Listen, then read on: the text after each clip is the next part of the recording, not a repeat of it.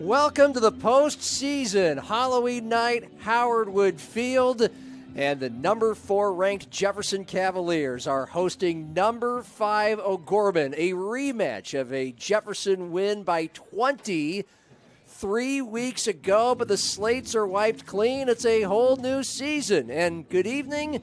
Welcome to the simulcast, our Avera Health Game of the Week, high school football in the Sioux Falls Metro Conference on the simulcast. Fox Sports 98.1 radio, Outlaw Channel 13.2 television, and so many ways to stream. Metrosports.tv, DakotaNewsNow.com, Metro Sports TV on Twitter and YouTube as well. John Gaskins with Curtis Riggs, and we already have a couple of games under our belt, which we will get to. But let's focus for a moment on what you think kind of the headline is, the main thing you're watching for tonight as the 5-4 Knights take on the 6-3 Cavaliers. I think the big question is who else besides Schlumgen can do anything effective offensively for Gorman. It's been their one catalyst all year long, and they just haven't been able to find someone else. They continue to try.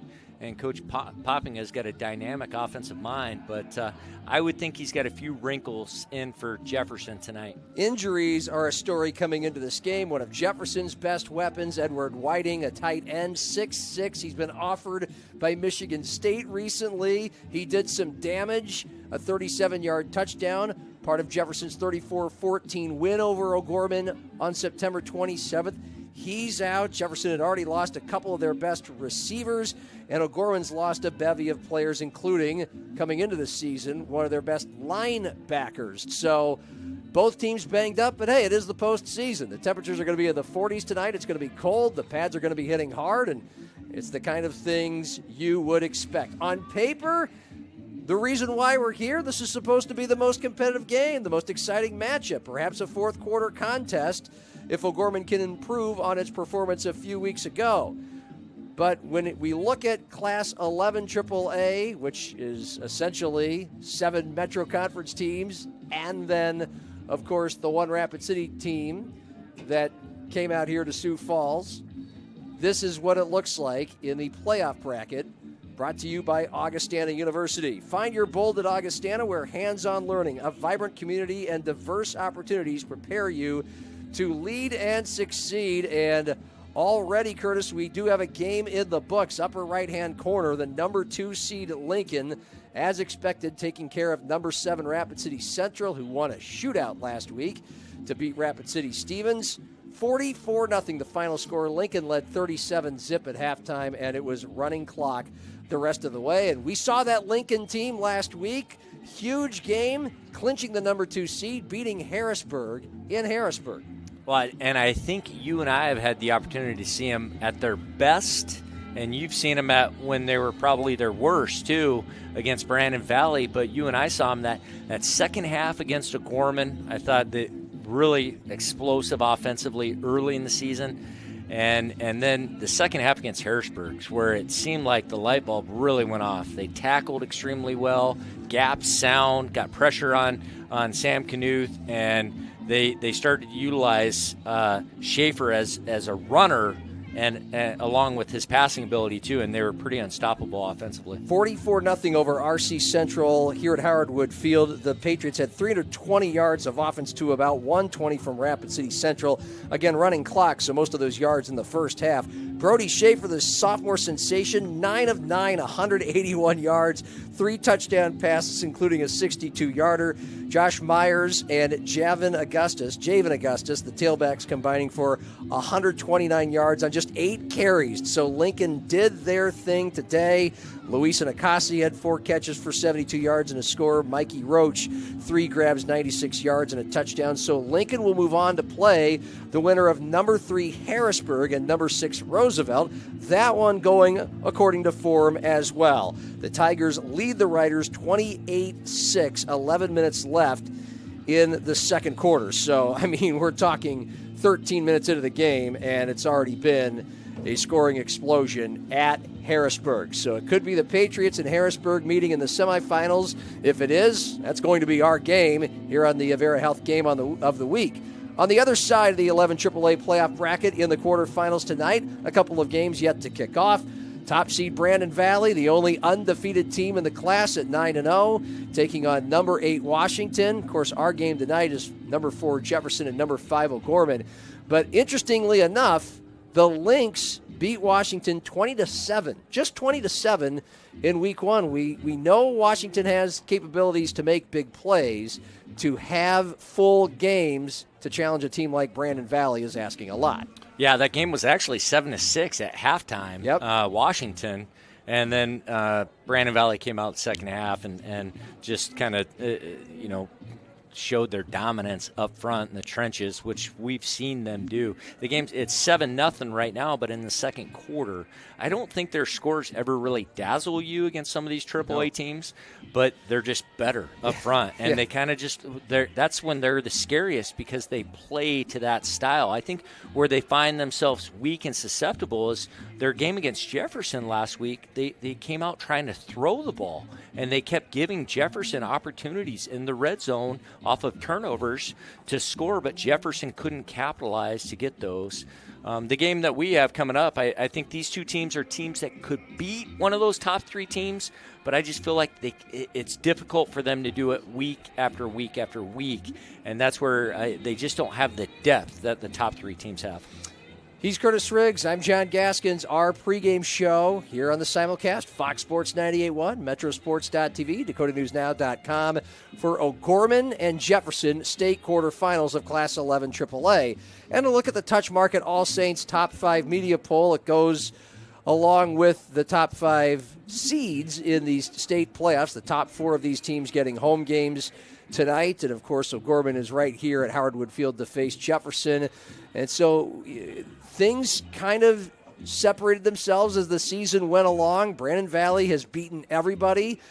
Lincoln has only lost to Brandon Valley, and then Harrisburg has only lost to Lincoln and Brandon Valley. And, of course, Jefferson, their 3 losses were to the 3 teams ahead of them.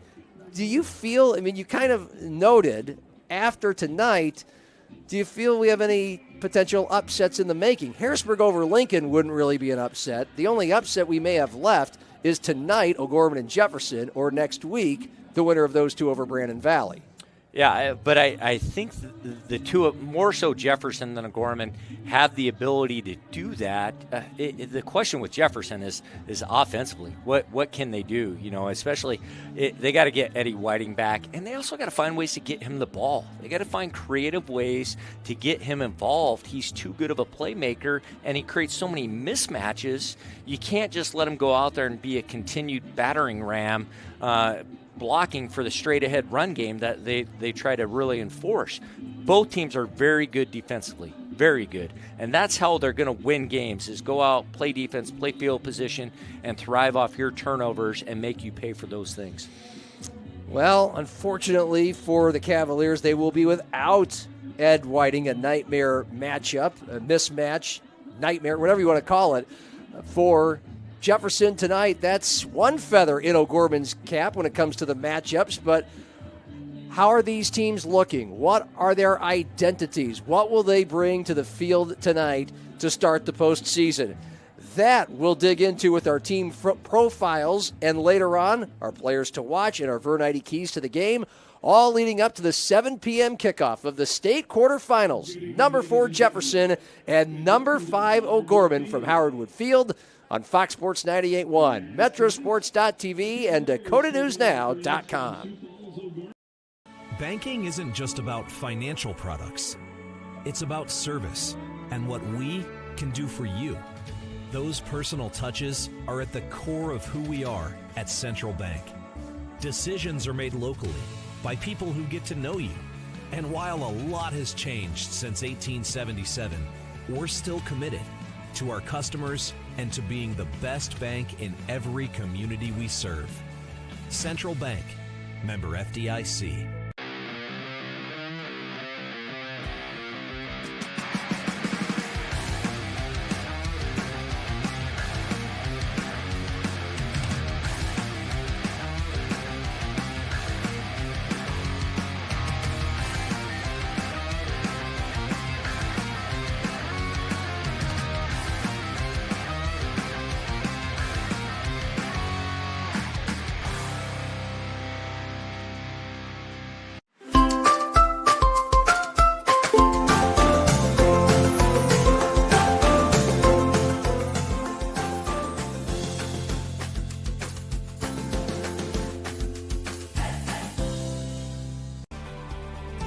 Jackrabbits don't wait to see what the future holds.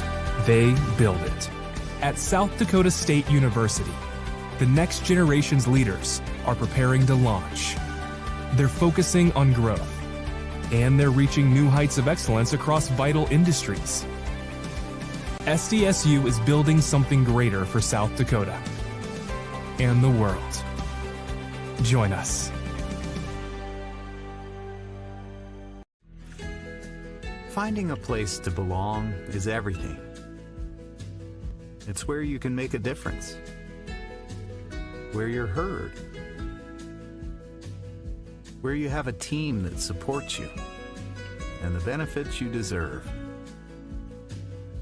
At Avera, you can find that place. You belong at Avera. Apply today.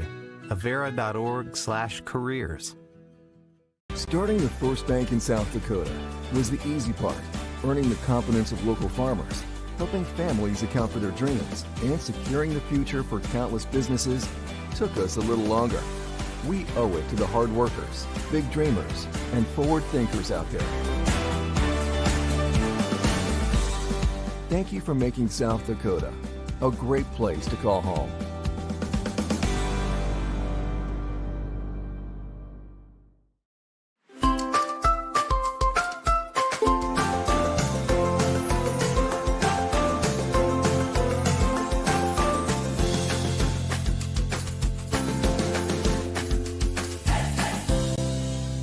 Your time is valuable.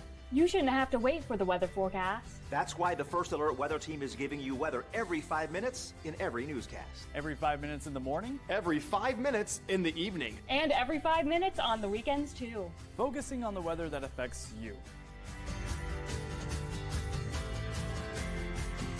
You'll always get the first alert so you can plan ahead. First Alert weather every 5 minutes.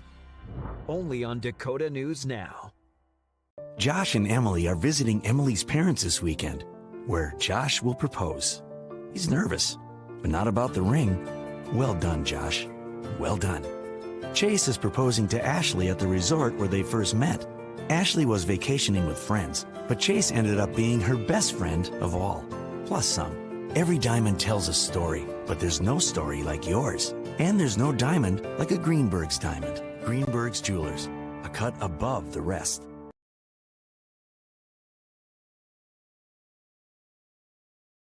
We're about 20 minutes away from kickoff to the postseason for the 4th seed Sioux Falls Jefferson Cavaliers and the number 5 O'Gorman Knights. State quarterfinals, South Dakota, Class 11 AAA.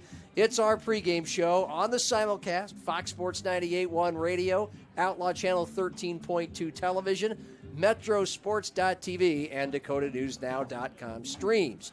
John Gaskins with Curtis Riggs. This is a rematch of Jefferson beating O'Gorman 34-14 on September 27th, and it's time for our profiles, brought to you by South Dakota State University. It's a bye week for the Jackrabbits because they have Murray State tomorrow in Brookings coming off. Sorry. Whoa. Oh, sorry about that. I'll leave that out tomorrow when we do the game. I thought I'd catch you off guard a little bit. Curtis Riggs will be on the call for Midco Sports. What time tomorrow? 2 o'clock. 2 o'clock kickoff, 1:30 pregame. And the Jacks, of course, coming off the overtime win over USD, which followed the down-to-the-wire loss Saturday, in Fargo. too. We're Thursday night here. I know, here. it feels like Friday. It does. Thank you for the reminder. It is Thursday night. Yeah, they me will nervous. They will not have a game on Friday. We'll give you a little more time to get ready for that. You'll need your blowout material. Yeah. Team profile for the O'Gorman Knights. They are 5-4. They lost their first 3 games and 4 of their first 5. That was to all the teams ranked ahead of them and seeded ahead of them. But they have won their last 4 and 5 of their last 6. The last 4 have been by an average score of 42-12. That was against the likes of, this will probably not surprise you, Rapid City Central, Pierre, Sioux Falls, Washington was a 35-33 tilt, but then shutouts over Rapid City Stevens, 48-zip, and Roosevelt 42-0. So the Knights do come into the playoffs hot, although not as tested as they were early in the season. And this is a team that can give itself some good field position. They average 20 yards per return on kickoffs, and I'm pretty sure that's the first time we've used kickoff returns as a main stat to open the book on a team profile. And that kind of foreshadows more things we will talk about when it comes to the Knights offense. It's all under the guidance of Jason Poppinga in his 9th year. He has a state title to his name in 2019 and runner-up to Lincoln in the Dakota Dome last year. Of course, taking over for the legend, Steve Keeter, who won 9 state titles. And then the Jefferson. Well, let's start with O'Gorman. This is where you come in and you tell us, we go inside those numbers and headlines. What's the identity of the Knights right now? Sullivan Defense. Schlimgen. Yeah, I mean, it's one guy. That's everyone knows. And everyone I have talked to, meaning high school coaches and opposing teams, players, all marvel at how he's made it through the season, how physically tough he is, and how every play he's out there just laying it on the line. He definitely has the respect of everyone in the state. Yeah. Even at times, you see him playing a position he probably shouldn't, but he's just their best player, and Jason Poppinga is trying to find ways to get the ball in his hands. We'll save more of our Sullivan Schlimgen material as the pregame show goes along. He'll be an underlying theme. You mentioned the defense. It is decent. Yeah, it's pretty good. I mean, and it's well coached. I mean, look at who they have. They've got Shannon Poppinga as the defense coordinator, and Jason and Shannon have actually won 2 state. They won 1 in Pierre too. Right. And he is very, very sound. He's very fundamentally sound. And then you got Brian Hermanson helping out with the defense. Everyone knows of his reputation. You got Mark Blackburn, Donnie Hilsenroth, 2 of the best linebackers to ever play for the Storm, and great college players. So they just have a wealth of knowledge on that side, and they've done a good job of taking a unit besides Schlimgen. You don't really know anybody, but they get them lined up, and they say, you got to beat us, and you got to beat us where we're not going to hurt ourselves. And they have had some kids banged up on the defensive side as well, and they just keep cooking along. But to Curtis's point, yes, O'Gorman did lose its first 3 games, but it held Harrisburg to 14 points in week 1. And the Lincoln game was kind of the Knights never really felt like they were threatening to win, but they kind of kept Lincoln at bay. They kept Lincoln in striking distance, lost 36-19. Brandon Valley beat them 27-0, and that's actually one of Brandon Valley's lower scoring games of the year. Now, the defense from O'Gorman struggled the most against these Jefferson Cavaliers, believe it or not, in late September. Let's look at Jefferson's team profile. They're the number 4 ranked and seeded team in the state, 6-3 with losses to the teams ahead of them. Brandon Valley, that was not competitive last week, 28-3. They lost to Harrisburg, 21-7. We called that one. It was actually 21-14 in Harrisburg.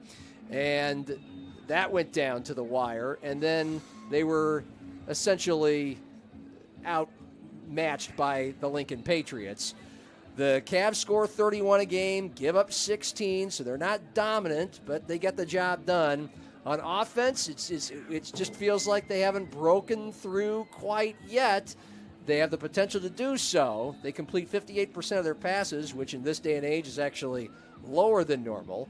We'll get more into their quarterback, Ethan Swenson. When they run the ball, not spellbinding, but 4.5 yards a carry. Most coaches will take that. And then that last stat, if you're watching, +9 on turnovers for this season. The Cavalier defense has forced 21 turnovers this year, 16 fumble recoveries, and 5 interceptions. So, again, at this point, we have more of a defensive team. Yeah, a very good coaching staff. Defense coordinator, Ed Whiting, he's going to bring pressure, had a ton of success at Roosevelt, moves over to Jefferson, brings the scheme along. He's going to be sound. He's not going to blitz you a lot, but when he does, he's going to get after you and put pressure on you to make mistakes. Offensively, very vanilla. Really do not have a playmaker out on the outside. They've had some injuries. They try to just run, and then let Swenson pick and choose the times to throw the ball downfield, but they don't have a Griffin Wilde and a Talon Ashley like what they had when they won that state title, and so they've kind of lacked an identity offensively. Yeah, they're looking for more explosive plays. They have only 4 of more than 50 yards this year, and that is the same for the O'Gorman Knights. And again, one big headline for this game, somebody who can really give a defense some headaches, Edward Whiting, the 6'6" tight end, Ed's son. He is out 4 tonight with an ankle injury. We've taken a look at the team profiles. We will find out who our players to watch and our keys to the game are when we continue our pregame show for the state quarterfinals, high school football in Sioux Falls. It's Jefferson and O'Gorman on Fox Sports 98.1, Metrosports.tv, and DakotaNewsNow.com.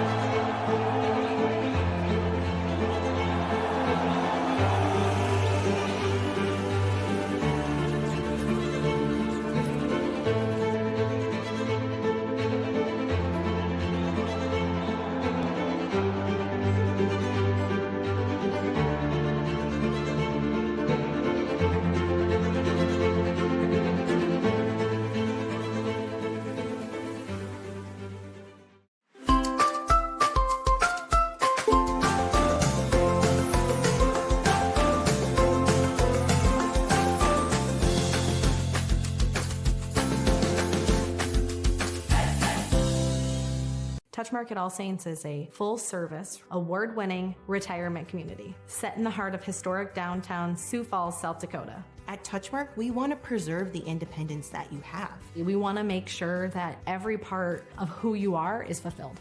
I would recommend this to anybody. I think this is just a great way to spend your retirement years. At the end of the day, we're here to live the full life.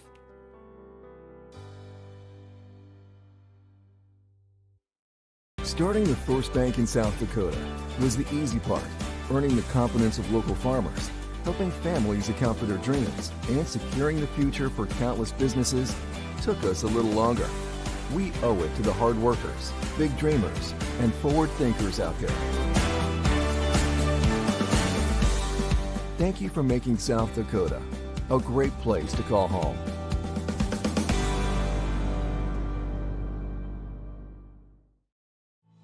In nursing, where you work matters. At Avera, we build Team Green around you with a culture that values and supports you. Leaders who listen and care about your success. And benefits to reward the great work you do. The grass is greener at Avera. So join Team Green. Learn more at avera.org/careers. Banking isn't just about financial products.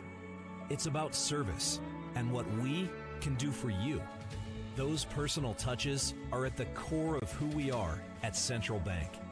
Decisions are made locally by people who get to know you. And while a lot has changed since 1877, we're still committed to our customers and to being the best bank in every community we serve.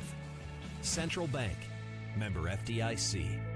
Experience it all. Follow your academic and career goals and your love for the arts, music, and competition that thrills you. Learn from award-winning faculty and in classes where you are more than a number. Build lifelong friendships at game day experiences and in student organizations for all interests. At Augustana, you don't have to choose. Live and learn in the heart of South Dakota's largest city, where job opportunities, networks of professionals, and a hometown feel await you.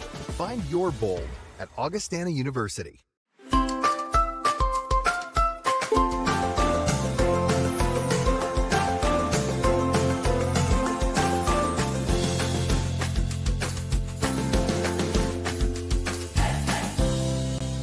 Dakota News Now at 9 on Fox Sioux Falls. Your first and only local news in prime time. 1 hour to focus on the headlines of the day, plus breaking news as it happens. 1 hour to provide in-depth coverage of the biggest stories, alerting you first to what impacts you and your family's safety. 1 hour to give you a more detailed look at your first alert forecast, updating you every 5 minutes so you can prepare for tomorrow's forecast tonight. Dakota News Now at 9 on Fox Sioux Falls. Your first alert station.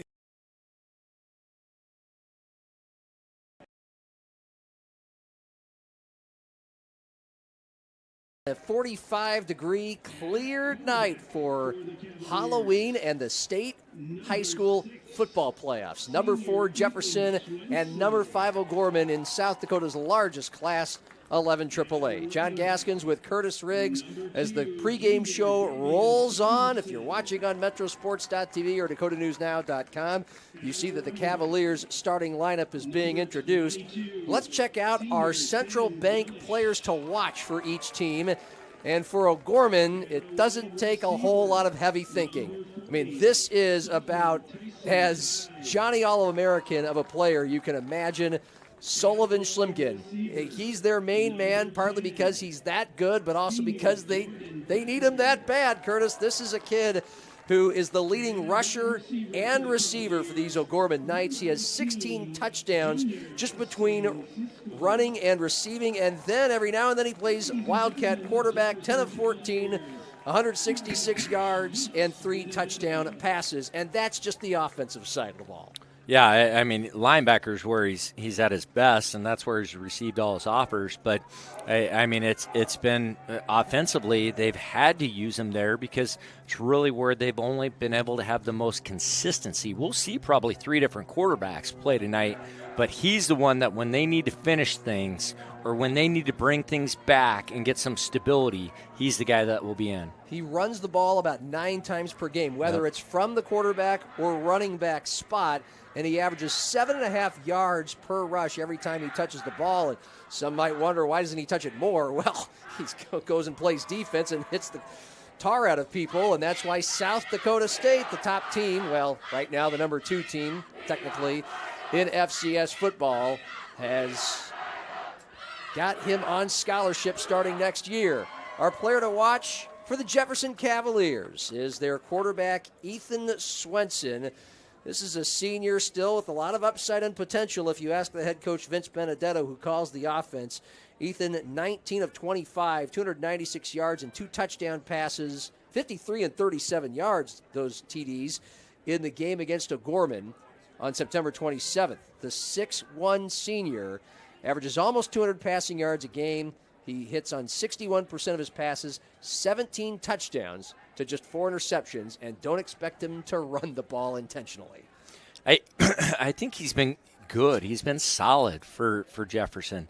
They don't ask him to do a whole lot, but the thing that they're really happy with is taking care of the ball. The touchdown to interception ratio. They want to thrive off of the turnovers they're getting from other teams. Don't give the turnovers back to those teams. And now our Vern Eide keys to the game as they do the coin toss at midfield amongst the captains.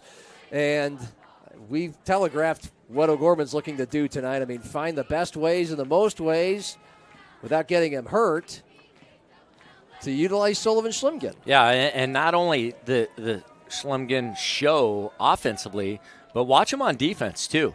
And don't think that Shannon Popping is not thinking, hey, we can get a score defensively too. I mean, that's something they're definitely thinking about.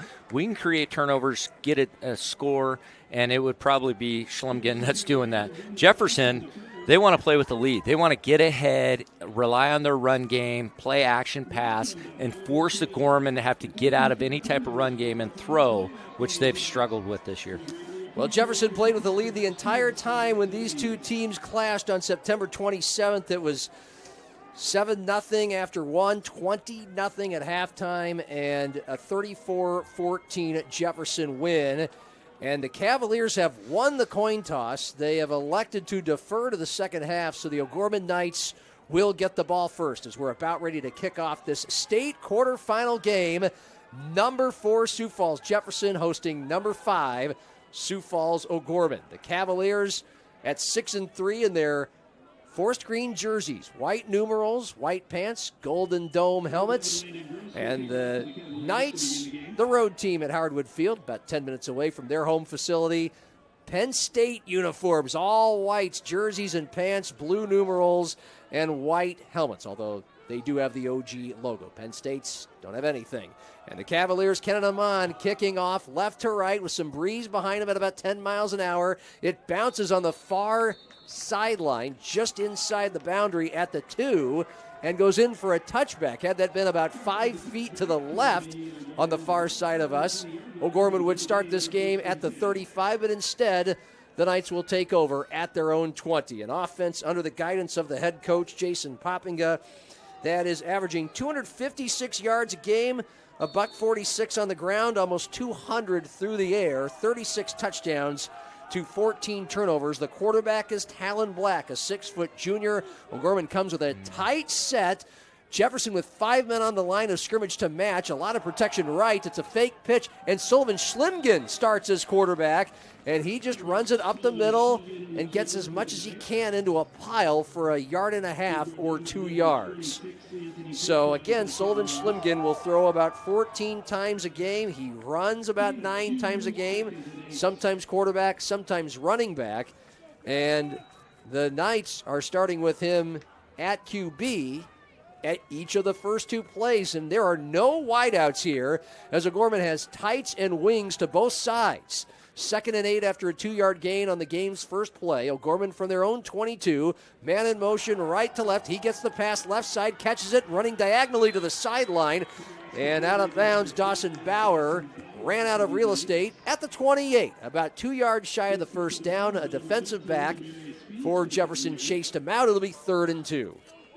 Yeah, and then just trying to find simple ways to get some guys matched up in space, bring everyone tight into the box with those 2 tight ends, and then get just the receiver one-on-one against the defensive back. A good 7-yard gain there for O'Gorman. Jefferson's defense gives up 16 points per game on 3rd down. Its opponents only convert 26% of the time. O'Gorman on 3rd down this year only converts 36%. It's 3rd and 2, and Schlimgen was just going to take the shotgun snap and try to run behind right guard, but flags flew, the whistle blowed right before the 3rd down play. And we have a false start on O'Gorman's offense. So, hey, 8 yards the first 2 plays. Chance at a very convertible 3rd down, and now we're looking at 3rd and 7. And when he's in at quarterback, I mean, you can expect, especially short yardage, it's going to be a quarterback run probably 85% of the time. I mean, your chances are much better at just really attacking to the point of contact with that quarterback. 3rd and 7, O'Gorman into that 10-mile-an-hour north wind. It's about 45 degrees. Knights operating from their own 27, near hash, right to left. And Schlimgen fakes the handoff, rolls right, throws right, and it's just a little low, just a little behind the intended wideout at the 26. There may have been some room for Gavin Hamrick, normally a running back, to run with that for a first down, but the pass is off, and it's 4th down O'Gorman. I mean, he was wide open. He was wide open. Like Schlimgen's going to watch that and want that one back badly. I mean, a well-designed play. They get the tailback out to the flats. They kind of run a pick with those tight ends, and Hamrick's out there all by himself, and he would have had a lot of room to run, too. The punt for O'Gorman is a line drive from the line of scrimmage at the 22. It just kind of dies like a duck at about midfield and is down at the 48-yard line, a punt of about 25 yards for Rylan Cody. And so Jefferson gets the 3-and-out stop and starts this game on offense right near midfield, just 2 yards shy.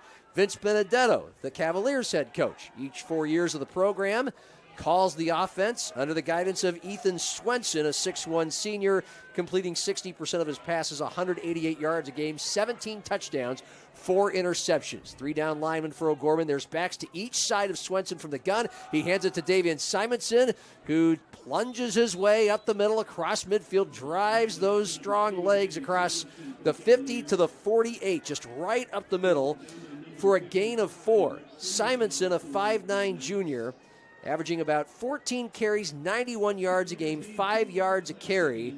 He is the school's all-time squatting champion. No one has squatted more, and his bench is awfully close to the top of the list at Jefferson as well. Strong kid. 2nd and 6, Cavaliers at the 48. If I said O'Gorman, I meant Jefferson. And this is on the 48 of O'Gorman. It's a handoff to another tailback, and trying to get a right around the right edge, but unsuccessfully doing so was Simonson. It's the same guy, by the way. He gets 2 yards. Good defense on the spot by a bunch of O'Gorman players, though.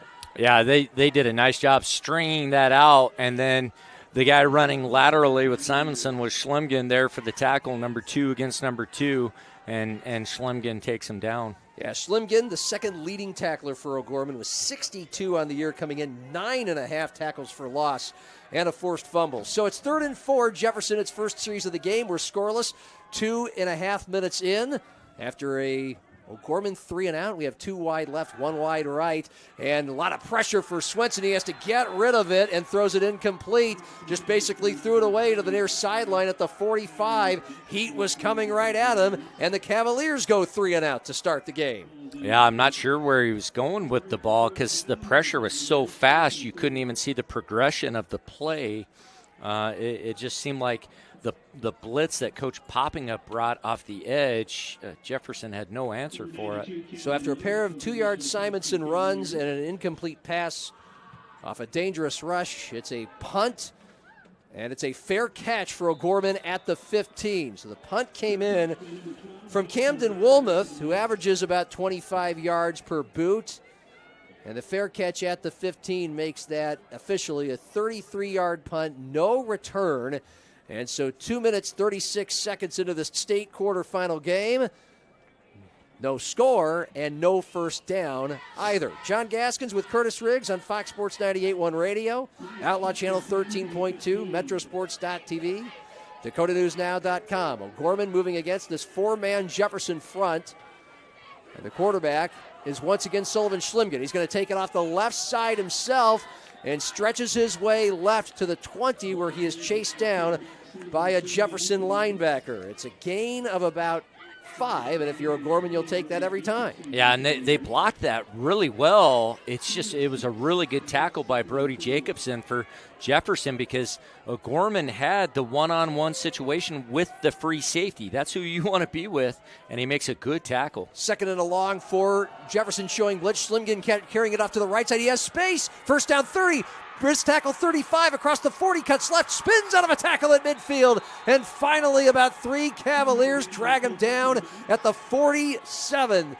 That is a 32-yard gain. The first Dakota first down, the first of the game, goes to the Knights. Yeah, Jefferson brought everyone into the gaps, but they didn't have the edge protected. And O'Gorman they're going tight ends with wings, and they were overloaded to the wide side, and they just washed everyone down. It looks like they're going to try the same play to the opposite side now. Scoreless, 3.5 minutes in. O'Gorman, first time in Jefferson territory, and Schlemgen again from the Wildcat, hands it off to Hamrick, and he goes around the right corner and then dives across the 45 to about the 43, a gain of about 4. So Hamrick was lined up on the left side, came in and took the handoff from Schlemgen, and then it wasn't long before he decided to try to turn to the right side and go downfield.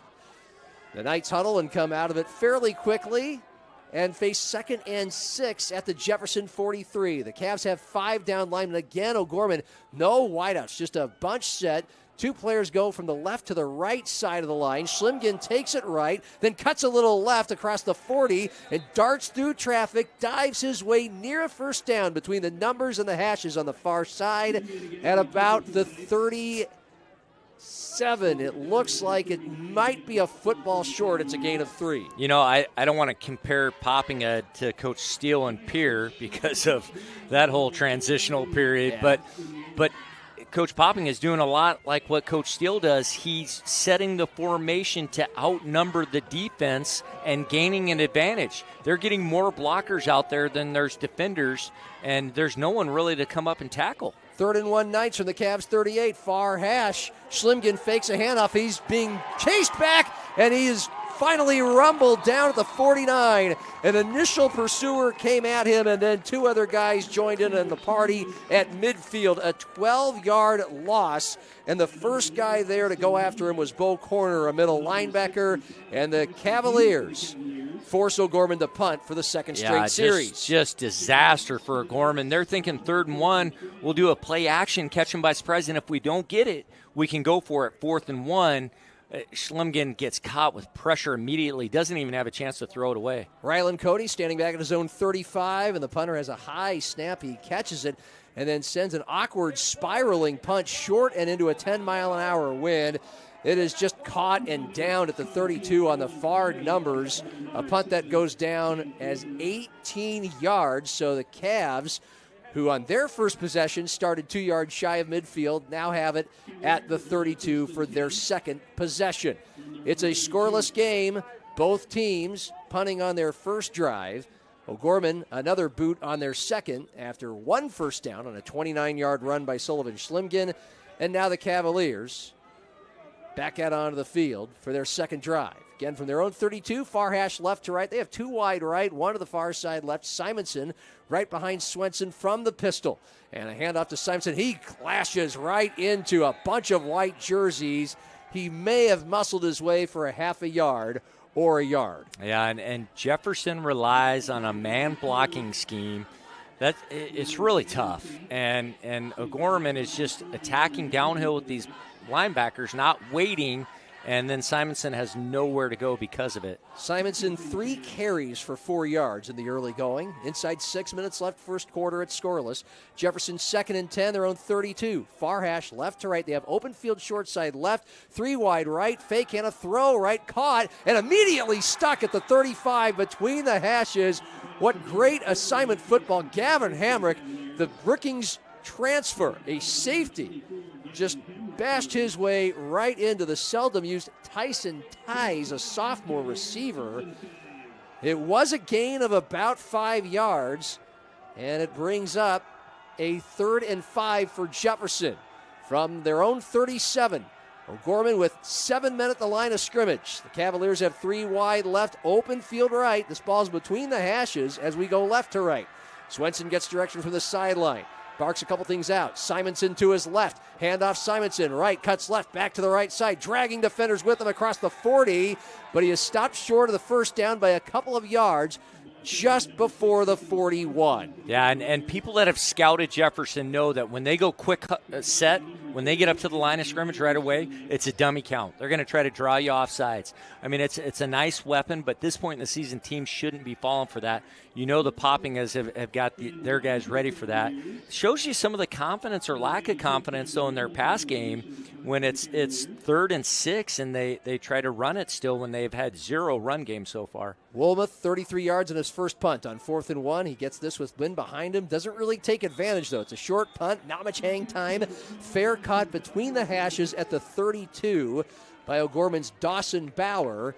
And so we've had 2 drives each team, 2 punts each team, and just 1 first down between these units so far. It's scoreless, 4:23 remaining first quarter in the quarterfinals. But O'Gorman's had some success offensively. I think if they've only had 1 first down, it's because they've had big chunk plays. I think the thing that'll be interesting is the time off on the sideline. Did Jefferson adjust to the 2 tight end set? Now it looks like we got a different quarterback in. A second straight 33-yard punt, no return, and Talon Black in at quarterback, throws right side, wide open, catch is made, 35, stretching numbers, 40 to the sideline, 50, tripped up to the 46. That's a nice big hit for O'Gorman on first down for about 20 yards. It was Talon Black finding Gavin Hamrick, normally a running back. And, yeah, he went out of the backfield and caught it. No one was there. Well, and Jefferson blitzes the Mike linebacker who's man-to-man with him, and then they don't have anyone covering up. And Hamrick's wide open again. We saw that with Schlimgen. He missed that throw. This time they complete it. 18-yard completion. Now O'Gorman operating from the Jefferson 49. We have an end-around play that stretches a long way wide, and Schlimgen just took too much time to try to get around the corner. He did, and got a 4-yard gain to the 45. And the tough part of that is he's running laterally. I mean, he needs to be running downhill. That's his strength. You know, maybe a little wiggle, but let's get him running with his shoulder pads going right at the defenders. 3.5 minutes remaining, first quarter. It's scoreless. O'Gorman 2nd and 6, the Jefferson 45. Shotgun, Black. Quick drop, quick pass, right side. Hamrick catches it, evades a tackler, and has a first down. Caught it at the 40, a yard shy of the first down. just spun away from his tackler, cut right across the 35 before he's upended or taken down at the 33. It's a gain of about 12, first down O'Gorman. Yeah, they're causing traffic with that bunch set and then an easy completion every time out to Hamrick in the flats. Yeah, an 18-yard pass and a 12-yard pass, both for first downs on this drive for Talon Black to Gavin Hamrick. So when Schlimgen's not running the Wildcat, it's usually Black, a 6-foot junior, completing 57% of his passes this year, 138 yards a game, 9 touchdowns, 3 interceptions. First down Knights at the Jefferson 33 and running for his life. Black just throws it out of bounds. He had some heat coming right at him from Austin Miller, a defensive end, a 6'6 senior going to USF next year. It'll be 2nd and 10. And a great decision. I mean, that might be one of his best passes all night. Avoiding the sack and then throwing it away, not just throwing it up for the defense. Those are the type of plays where Ed Whiting really thrives on quarterback play. 2nd and 10, O'Gorman. 2:45 remaining first quarter. Still scoreless. Third drive for the Knights, punting on the first 2. They're at the Jefferson 33, a play fake and just a high throw. Black just rifled that thing over the grasp of the intended wideout at the 25 on the far numbers. And I'm trying to get a hold of that number. I believe it was Jace Moeller, the tight end. It brings up 3rd and 10 for O'Gorman. A nice drive, a pair of quick passes that go for a lot of yards from Black to Hamrick. But now the Knights face 3rd and 10 of the Cavalier 33. Jefferson fans underneath us at Howard Wood, ratcheting up the noise. 3 down linemen for Ed Whiting's defense. 1 wide out left, 2 right. And a quarterback rush comes on. It's a fumble picked up by Jefferson at midfield. Far sideline 40, 20. No one's going to get him. Scoop and score for the Cavaliers to open the game. And that is Anthony Patron, a linebacker, with about a 65-yard fumble recovery for the score. The fumble from the quarterback, Talon Black, with all kinds of heat coming at him, Curtis. Well, and I was just going to say, so far offensively, they've only completed the pass to the running back in the flats or the swing pass behind the line of scrimmage also. Anything downfield has been immediate pressure, everyone covered. Run game and those quick passes are the effective offense right now for O'Gorman. Coach Popping has got to be kicking himself thinking, we just got a little too greedy. 3 plays in a row, they tried to throw the ball downfield. Snap, hold, and the kick by Kenneth Amon. All good. He is perfect on the year for the Cavaliers, now 26 of 26. And the fumble recovery touchdown puts Jefferson on the board first. 7-zip from Howard Wood Field. We keep it here. Fox Sports 98.1, Metrosports.tv, DakotaNewsNow.com, and the Outlaw Channel 13.2. Another look at the play.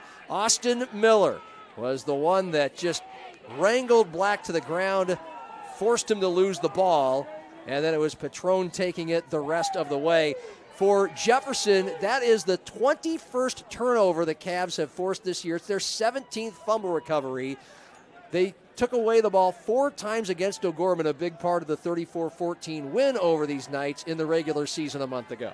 Yeah, and O'Gorman just does not have the offense to be giving extra possessions to the opposing team and giving those free touchdowns. Really, up to that play, you would have thought O'Gorman was winning this football game, but one play just changes it drastically. Austin Miller, a great play. He almost had the same thing the play before, and they try a pass again. O'Gorman's pass protection is questionable, to say the least. The best thing for them is to continue to try to run 3-4 yards, that pass to the flats, and make Jefferson have to come up and tackle. I mean, the Cavaliers barely have a yard to their name. They don't have a first down, and they're up 7-zip. They will kick off left to right, and darkness here at Howard Wood Field. It's a clear day, not a cloud in the sky. A chilly autumn day. We've gone from the crisp days to the chilly days, at least today. Good transition. Thermometer may have hit 50, but now it's closer to 40. And 2 returners back for O'Gorman at the 5-yard line. About a 10-yard breeze behind Amon. And this thing is high, end over end. Far side caught at the 3, up the hashes. Cutting right, cutting left. Tripped up across the 20 to the 25. is Logan Mebius, a reserve receiver, a junior for O'Gorman, a return of about 20 yards. And so the Knights take over, now down 7-0, 2:16 remaining first quarter. An offense that punted on its first two possessions, had something going inside the Jefferson 40 before the rush, the sack, the strip, the scoop, and score for the Cavaliers. Sullivan Schlimgen was quarterback on the first series for the Knights, and he appears to be back in there. On 1st and 10 from the 23, shotgun. He takes it himself up the middle, cuts right out of an ankle tackle, 25, far sideline 30, and he keeps on going 40, 50 until he finally runs out of real estate at about midfield. A 27-yard gain for Schlimgen. On the replay, looks a little left. Maybe I'll go there. No, I'm just going to take off and run. Yeah, and that's to try to get the linebackers to flow and then let his blockers get there. Great job by Schlimgen. Well blocked. And look at Coach Poppinga going back to security blanket. We've seen that this year. When they have struggles, they'll go back to him. And hopefully he has the patience to stay with this. First down, Knights at the Jefferson. Well, it's at midfield. And this is a gorilla set. No wideouts, only one back next to Schlimgen. He just runs right, and he's just kind of trotting along over there. Gets as much as he can before he runs out of bounds at about the 44. It's a 6-yard gain, slow developing play, a battleship kind of barging down the sea. Well, and they have that edge every time. I'm shocked that Jefferson has not adjusted, because O'Gorman's able to outman him and get to that edge with Hamrick lead blocking, too, for Schlimgen. 2 minutes remaining, first quarter. O'Gorman down 7-zip with the ball. 2nd and 4, Jefferson 44, far hash right to left. Schlimgen corrals the snap, hands it off to Hamrick, who is going nowhere. Into about 3 different Cavaliers who just greet him right there at the 45 as he took the ball. Hamrick was lined up just to the left of Schlimgen, and the Cavalier defense knew where to go to find him and take him down. Yeah, it's odd because O'Gorman's offensive line is not big. They're not big at all. But they're better at drive blocking straight ahead tonight right now rather than pulling and moving laterally. They're struggling with that. It was a 1-yard loss, 3rd and 5 from the Jefferson 45, and once again there are plenty of Cavaliers in the backfield to take Schlimgen down. He is able to just kind of fall into the turf at the 45 for no gain. Unlike the last time the Knights had a bull rush coming at him with Talon Black, Schlimgen holds on to the ball, but now O'Gorman will face 4th and 5. There was a flag on the play as well. Microphone not working. Chop block. Thank you. On O'Gorman. So that penalty is declined. Vince Benedetto says my Jefferson defense would rather force O'Gorman to think about going for it or punting, and the Knights will punt. So Ryland Cody's already been busy. A couple of boots for him tonight. He averages about 35 yards on the year. He's punting into about a 10-mile-an-hour north breeze. Perfect snap. Decent protection, but this is a short kick. It's a bit of a wobbler, and it lands at about the 22 between the hashes and rolls to a stop at the 15, a punt of about 29 yards. So O'Gorman's had the ball 4 times, 2 punts, a productive drive that ends in a scoop and score for Jefferson, and then once again 27-yard Schlimgen into their territory, and they still can't quite sustain it. Yeah, I think the one drive, though, that was the biggest mistake was 3rd and 1. They tried the play-action pass, and Schlimgen took a 15-yard loss on a sack when they would have gone for it on 4th and 1. 1:06 remaining in the first quarter. Jefferson taking over the ball, up 7-zip, its own 15. Shotgun Swenson throwing right. Wide open catch is made on the near boundary at the 28. And then being tripped out of bounds, but staying on his feet is Carson Sissoko out at the 34 on the near side. A productive 19-yard pass for Ethan Swenson. Yeah, and we saw Cisco in Harrisburg where it was kind of his coming out party, step up and be kind of their go-to guy. Didn't Phil Collins have a song about him? Oh, no, that was the studio. 1st and 10. Jefferson at its own 34, left to right, 3 wide left, open field short side right. Handoff, tailback Simonson has some space up the middle at the 35, and then just barrels his way forward with Knights coming at him and he's down to the 39, a 5-yard gain for one of the strongest football players, at least at the tailback position in South Dakota. Simonson, a 5'9 junior, 210 pounds, and it's 2nd and 5. Jefferson quickly back from its own 39, near side, left to right, 3 wide left, handoff for Glassaya, and he does get out of a couple tackles, but the Knights were right there on the backup running back. He inches his way through them to the 40 for about a 1-yard gain. Sam Glassaya is a 5'11 senior. He averages about 6.5 carries per game for about 6 yards a carry. So a nice counter, a 2 and a 1-2 punch when Simonson isn't in, and he missed a couple games. Glassaya did well. In fact, 120 yards against these Knights when Simonson didn't play in game 1. That went to the Cavs, 34-14, and the first quarter also goes to Jefferson here in the state quarterfinals. That's the end of it. It's 7-zip on a 55-yard scoop and score. Jefferson the lead in the ball to start the second quarter in a minute on Fox Sports 98.1, Metrosports.tv, and DakotaNewsNow.com. Finding a place to belong is everything. It's where you can make a difference, where you're heard, where you have a team that supports you and the benefits you deserve. At Avera, you can find that place. You belong at Avera. Apply today. Avera.org/careers. Experience it all. Follow your academic and career goals and your love for the arts, music, and competition that thrills you. Learn from award-winning faculty and in classes where you are more than a number. Build lifelong friendships at game day experiences and in student organizations for all interests. At Augustana, you don't have to choose. Live and learn in the heart of South Dakota's largest city, where job opportunities, networks of professionals, and a hometown feel await you. Find your bold at Augustana University.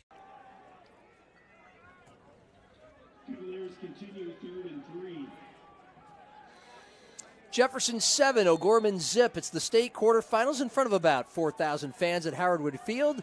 On Fox Sports 98.1, we open the second quarter with the Cavs ball, 3rd and 3, their own 41. Right to left they're moving. From the far side hash, O'Gorman 4 men on the line of scrimmage. Big third down. Swenson from the gun. Throwing left, midfield, a little too high. Trying to go up the ladder.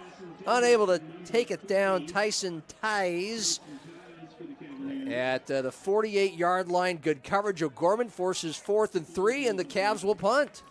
The coverage was excellent, but Swenson gave him a chance. I mean, he put it in the spot only where his receiver had an opportunity to catch it, just couldn't bring it down there.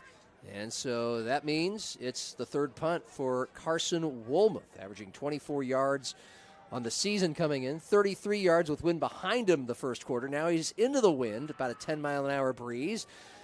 So the short kick, a little end over end. The Knights let it go, and it dies fairly quickly within a yard of where it landed. In between the hashes at the 35 is where it is marked down, and where the Knights will start possession number 5. So far, 3 punts, and then being on the wrong end of a fumble for a touchdown. Quarterback Talon Black on the third possession. About 2.5 minutes left in the first quarter. It was recovered by Anthony Petron, and that's our 7-0 Jefferson lead. Knights from their own 35 left to right, and a quick throw left side, caught in the flat at the numbers at the 38, and then able to evade a couple defenders. Guess who? Sullivan Schlimgen dives across the 40, might have gotten the 41. It's a 6-yard gain. 6-yard gain for the Knights, and again, Sullivan Schlimgen seems to be the guy that's getting part of all these big gains when it is one for O'Gorman. And the quick pass. Hamrick's had some nice, easy completions in the flats, too. I just don't think their pass protection can hold up much longer than that. Talon Black back in at quarterback. He's the quarterback that fumbled to Jefferson for the one score of the game. Throw to the right side. Hamrick catches it in the flat and then cuts his way left. He caught it. The pass went right. Hamrick catches it at the 44, then cuts immediately left to get 4 or 5 extra yards before Cavaliers converged at the 49. But that's a gain of about 8 yards and a First Dakota first down. Yeah, and they're running a pick route. They're running 2 post routes at that free safety who has the running back man-to-man, so he gets caught up in the congestion. And then you would hope O'Gorman, Hamrick could break that tackle out in the open field. First down, Knights, their own 49. Throw right. Great coverage. Jace Moeller could not snatch it above his head. And just staying step for step with him for Jefferson was Rylan Moon, a safety. It'll bring up 2nd and 10. Yeah, again, not a great throw. It was high. Lucky it didn't get tipped up and picked off. He had Hamrick going to the flats, too. They're trying to get Hamrick out, clear out the linebacker, one-on-one for the tight end. Just can't get that completion, though. Black is 4 of 6 for 44 yards. It's 2nd and 10 Knights. Their own 49. 3-down lineman for Jefferson. Triples to the left side, but it's just a handoff up the middle and not much room. Making it 1 yard to the 50 is Schlimgen. He's a good runner. He's tough to take down, but Ed Whiting's defense, they're looking out for him, and they got him there. Austin Miller, part of the tackling unit. Yeah, he had nowhere to go there. There was 3 defenders in the backfield immediately. Schlimgen with 9 carries, 72 yards in that first quarter. 9 for 72 in a quarter. 8 yards carry. Sometimes quarterback, sometimes running back. 3 wide left. Shotgun for Black. Rush up the middle. Throws left. It's picked off. Intercepted near midfield. Cutting right 40. Near far numbers 30. Still running with a 20. And then finally tackled out of bounds at the 15-yard line for Jefferson. Rylan Moon got the pick. Check that. It's Cale Knopfsinger, the linebacker. And the Cavs get turnover number 2 and a chance at touchdown number 2. Yeah, and Black drops sidearm, and he throws this thing as hard as he can, I think, and it just sticks right in Knopfsinger's chest. He had no choice but to catch this ball, and there was no O'Gorman receiver that had a chance at getting it, and another big turnover to get O'Gorman back in, or Jefferson back in this. Return of about 40 yards, so now Jefferson first down to the O'Gorman 15, far side right to left. Tight to the left, a wing and a wide out left. Man in motion right to left, handoff Simonson left, and he's got a little room at the 15 and then bursts up the middle at the 10 and finds his way to the 7 until some linebackers and defensive backs chase him down, but not before an 8-yard gain by Davian Simonson, the tailback. And it's so hard, John. You're playing so well defensively, but yet these 2 big turnovers are what are killing you, and they put you in such a bad situation defensively. You can't help but come out and be a little bit lethargic and tired, too. They have a lot of two-way players for O'Gorman. 2nd and 2, Jefferson from the O'Gorman 7. Sissoko in motion, left to right, 3 wide right, handoff. Simonson through some ankle tackles. Across the 5, and then finally taken down at about the 3. Sullivan Schlimgen, part of the tackling party for O'Gorman. And South Dakota State, of course, has locked up Sullivan Schlimgen to play in Brookings starting next year. He's a surefire all-stater, potentially both sides of the ball. And there might have been some confusion where this play ended. No, there was a penalty. Yeah, there was 2 men in motion. Okay. So that brings the ball from the 7, where that play started, and that's where they marked the infraction from, to the 12-yard line. So instead of 2nd and 2, Jefferson will face 2nd and 7 at the O'Gorman 12. Again, coming off a Cale Knopfsinger interception. For Cale, that's his 2nd pick of the year. And it's both against O'Gorman. He had a pick 6 of 37 yards when these 2 teams played a month ago. 2nd and 7 from the O'Gorman 12. Some rush up the middle. Swenson rolling right, looking downfield, pumping, throwing, low and almost intercepted. A dive by Sullivan Schlimgen at the 10 on the far numbers.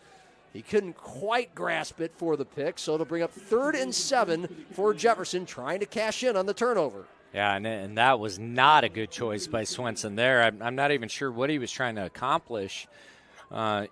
Just run for positive yards or throw it away, but he tried to force it into his tight end that was dragging across and just about turned it back over to O'Gorman. Swenson passing 2 of 4 for 24 yards as we have hit the 9-minute mark of the second quarter. It's 3rd and 12. Jefferson up 7-zip.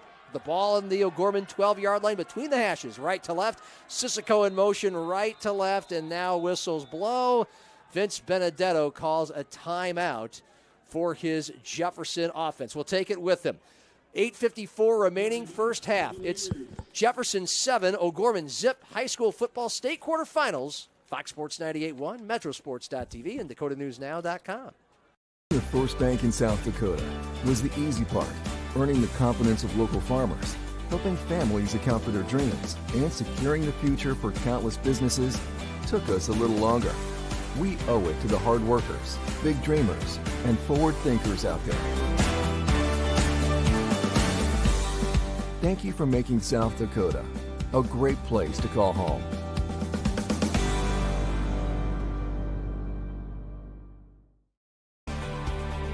Jackrabbits don't wait to see what the future holds. They build it. At South Dakota State University, the next generation's leaders are preparing to launch. They're focusing on growth, and they're reaching new heights of excellence across vital industries.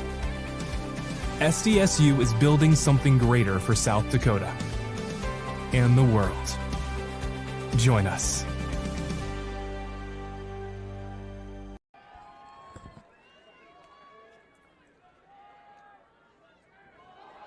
Off the timeout, Jefferson on 3rd down and 7.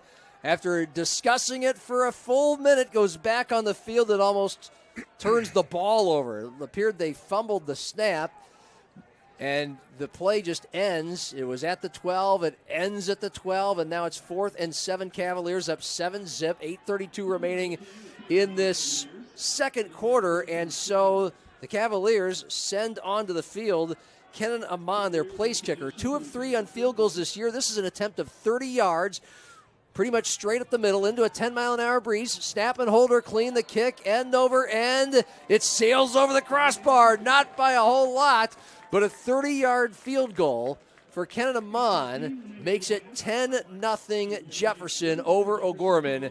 8:11 remaining second quarter in the state quarterfinals. John Gaskins with Curtis Riggs. Explain what happened on that 3rd down play before the field goal. Yeah, Swenson got his eyes downfield before he even got the ball, and right away it bounced off his hands. It was a good snap.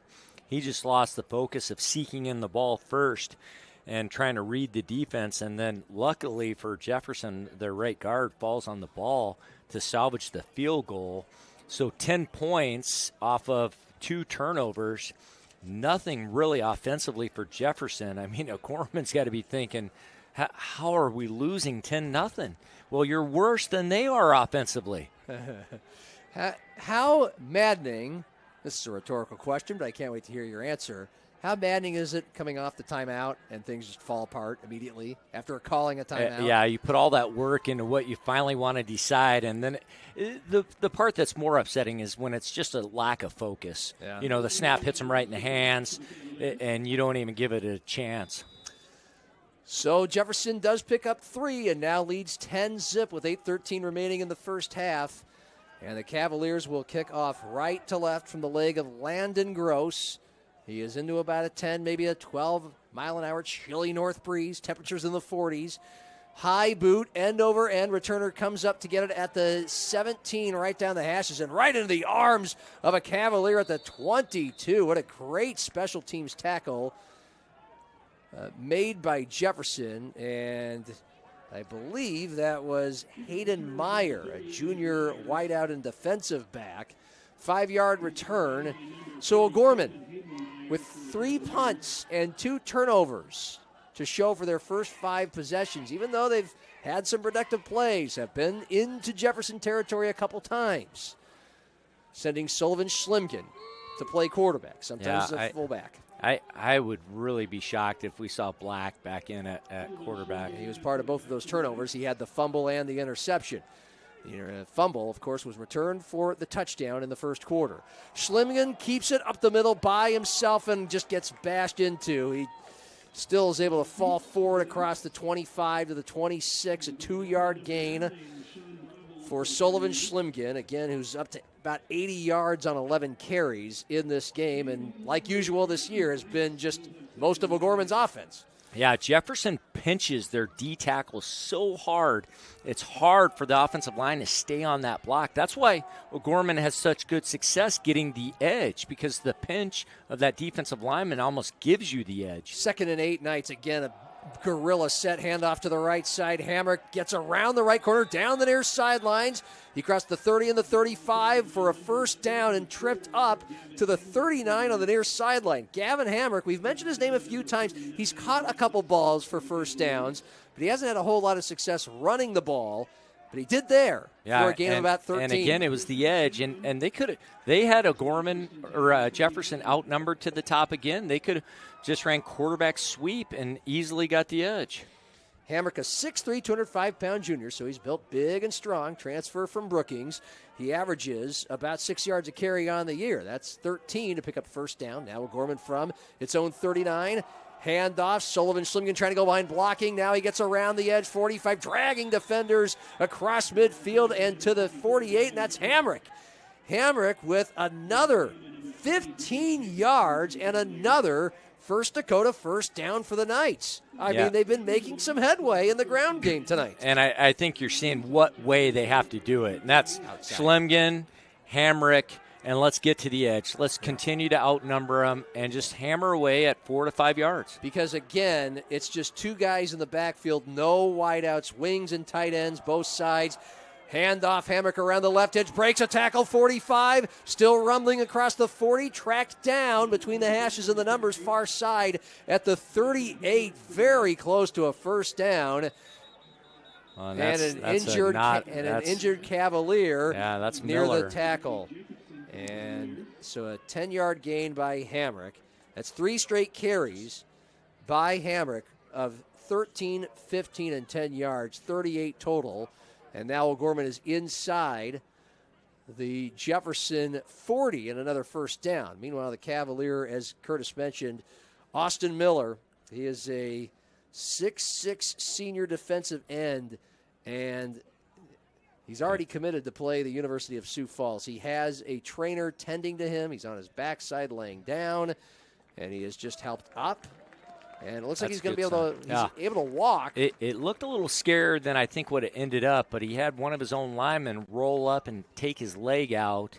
It's good to see him walking off, though, because he's really been wreaking havoc right now. He's the one guy you've noticed play after play for Jefferson with that defensive line, but they've got to shore some things up defensively because they are not sound right now.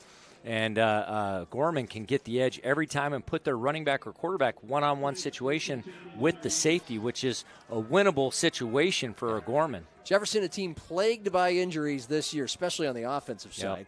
1st and 10, O'Gorman from the Jefferson 38. That should have been a penalty. There's a handoff. New ball carrier breaks some tackles around the left edge, far side of the 40. He fumbled, and Jefferson is recovered at the 38. On the far sideline, a 3rd turnover for the Knights in the first quarter and a half. And I couldn't see the number of the ball carrier, and we're going to watch the replay Oh, right here. My goodness, that's a penalty. So the handoff goes to Isaac Myers. Great tackle, ball pops loose, recovered. Didn't see the recoverer, but it's 23rd Jefferson forced turnover of the year, or takeaway, whatever you want to call it.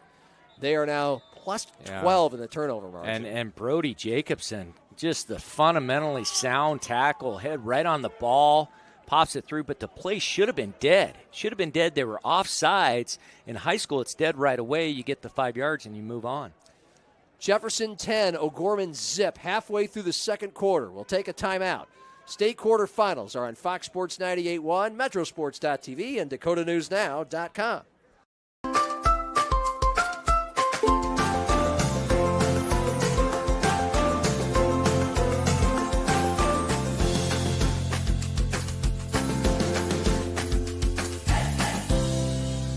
Touchmark at All Saints is a full-service, award-winning retirement community set in the heart of historic downtown Sioux Falls, South Dakota. At Touchmark, we want to preserve the independence that you have. We want to make sure that every part of who you are is fulfilled. I would recommend this to anybody. I think this is just a great way to spend your retirement years. At the end of the day, we're here to live the full life.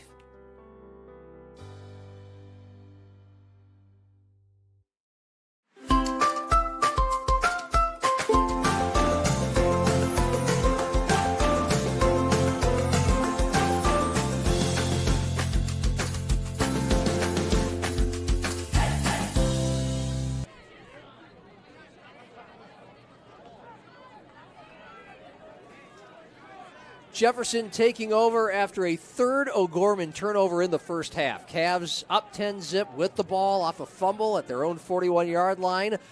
Far hash, right to left. Swenson being chased up the middle. He rolls left, throws a strike over the middle. Completed for a first down of the 45. Out of the tackle at the 40.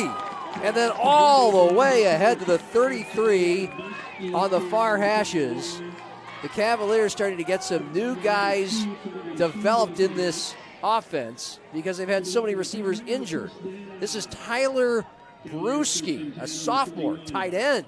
Yeah, and the mistake was by number 30, Isaac Myers of Gorman. He blitzes, and he lets Swenson get outside of him, make him step up into the pocket. You let him get outside, he's got a clear window of the field. Swenson throws left, incomplete at the foot of Jordan Detler. Oh, that was right off his chest. Thank you, 23-yard line. It was a bullet. Yeah. It just went right to the ground. It would have been a first down. A well-thrown ball. He throws it before he's even out of his break, and I don't think the receiver was expecting it because he breaks out of his curl, and the ball just bounces right off his chest. 5:25 remaining first half, 10-zip. Jefferson with the lead. 2nd and 10 for the O'Gorman 33. Isaac Myers, you just mentioned, he was the ball carrier. It's just his 7th carry of the year, and he fumbles it in a state playoff game, already down 10-zip. And so the Cavs, handoff, Simonson up the middle. He's got a hole. 25-20, and then he was rumbled hard to the turf. Sam Glasaya actually got that carry, number 22 instead of number 2, but it goes for 15 yards. A great open field tackle with Glasaya having a full head of steam. But now, another First Dakota first down for Jefferson. They're in the O'Gorman red zone at the 18-yard line, up 10-zip, 5 minutes remaining first half. Swenson, the senior, from the gun, one wide out right, two to the near side left. Ball's on the far hash as they move right to left. O'Gorman stunting a little bit, 5 men at the line, high snap, Swenson looking left, defenders come at his feet, he backpedals, now he throws toward the end zone and he overshoots his man just off to the left side across the goal line, about 5 yards deep, and the throw was about 3 yards deep. Yeah, and Parker Scheid, number 32, that's how you blitz. He blows right through Simonson. Then he keeps outside contained so Swenson can't get outside. And you see Swenson has nowhere to see, just throws one up deep. And so it brings up a 2nd and 10 for Jefferson. 4:47 remaining in the first half. I mean, yardage-wise, just in the first quarter, O'Gorman outgained Jefferson 102-41, trailed 7-0 because of a scoop and score. So the Knights still outgaining Jefferson, but still turning it over. 2nd and 10 from the OG-18, handoff Simonson. What a great tackle. He was tripped up just after the handoff, just as he crossed the 20. Of course, it was a shotgun, so he was behind the line of scrimmage. He may have made it back to the line of scrimmage. Well, and Jefferson may just want to continue to run it and try to kick a field goal and say, O'Gorman's hurting themselves enough. Our defense is going to keep getting turnovers for us. They don't have big playability. They got to grind out long drives. Let's not turn one over here. So Simonson, it's kind of been a mixed bag, but he's had a hard time really getting untracked tonight. 5 yards here, a couple yards there. Not a guy with a lot of burst and has a lot of long runs this season anyway. And Jefferson, a very sound physical defense, kept the Knights in at least a lot of first halves against top 5 competition this year. Jefferson calls the second of its 3 timeouts in the first half. With exactly 4 minutes on the clock, a 10-0 lead in the second quarter. Halloween night state quarterfinals here as we stay on Fox Sports 98.1, Outlaw Channel 13.2, DakotaNewsNow.com, and MetroSports.tv. Earlier tonight at Howard Wood Field, the number 2 seed Lincoln took care of Rapid City Central, 44-0. It was 37-0 at halftime, a running clock in the second half. Brody Schaefer, the Lincoln quarterback, was a perfect 9 of 9 for 181 yards and 3 touchdowns tonight. Josh Myers and Javen Augustus, the running backs, combined for 129 yards on just 8 carries. And meanwhile, do you have a score? We have some score updates as well. We certainly can in just a moment. We got the South Dakota Score Feed app, and we'll have plenty of scores at halftime as well. And the Cavs and the Knights back on the field. 3rd and 10 from the O'Gorman 18. Far hash right to left. Swenson, decent time, throws left, caught in the flat at the 15. Oh, avoiding a tackle at the 10. That's Ties. And he muscles his way forward for as much as he can, all the way to the 6-yard line. That's a First Dakota first down of 13 yards to the 5. And the Cavaliers just keep on moving. I believe that was Peruski that caught that pass. These are some new guys for Jefferson since we last saw them a few weeks ago. Even just 2 weeks ago, they're getting some new guys in the mix. So 1st and goal, Jefferson at the 5. And Swenson throws right toward the goal line. It is snagged and in there for a touchdown. On his feet in single coverage, Tyson Ties has made this a 16-0 Jefferson lead, all off of O'Gorman turnovers. Yeah, and 2 really good throws by Swenson. These last 2, the one to get the first down was well protected. Great pass protection by the offensive line. Swenson had a great pocket and just takes what the defense gives. The flat receiver gets an easy first down, and then a quick, nice throw for a touchdown. Snap, hold. Kenan Amon is still perfect. Boots it high, end over end, through the uprights. And the Jefferson senior place kicker, now 25 of 27 on PATs this year, and 3 of 4 on field goals. He made a 30-yarder into the wind earlier in this quarter. So a scoop and score with 2 minutes remaining in the first half, going Jefferson's way. Cole Knopfsinger with an interception that led to a field goal early in this quarter, and now a touchdown drive of 61 yards coming off the Isaiah Myers fumble, the Isaac Myers fumble for O'Gorman. 3:27 remaining first half, a 17-zip Jefferson lead. They beat the Knights 34-14 almost exactly a month ago, spoiling O'Gorman's homecoming. The Knights coming into this game, the number 5 seed in the state quarterfinals at 5-4. The Cavaliers, the number 4 seed at 6-3. Jefferson, having been flattened by number 1 Brandon Valley 28-3 in the regular season finale here at Howard Field last week. O'Gorman, meanwhile, coming off a 42-0 shutout of Sioux Falls Roosevelt, who came into the playoffs as the number 6 seed.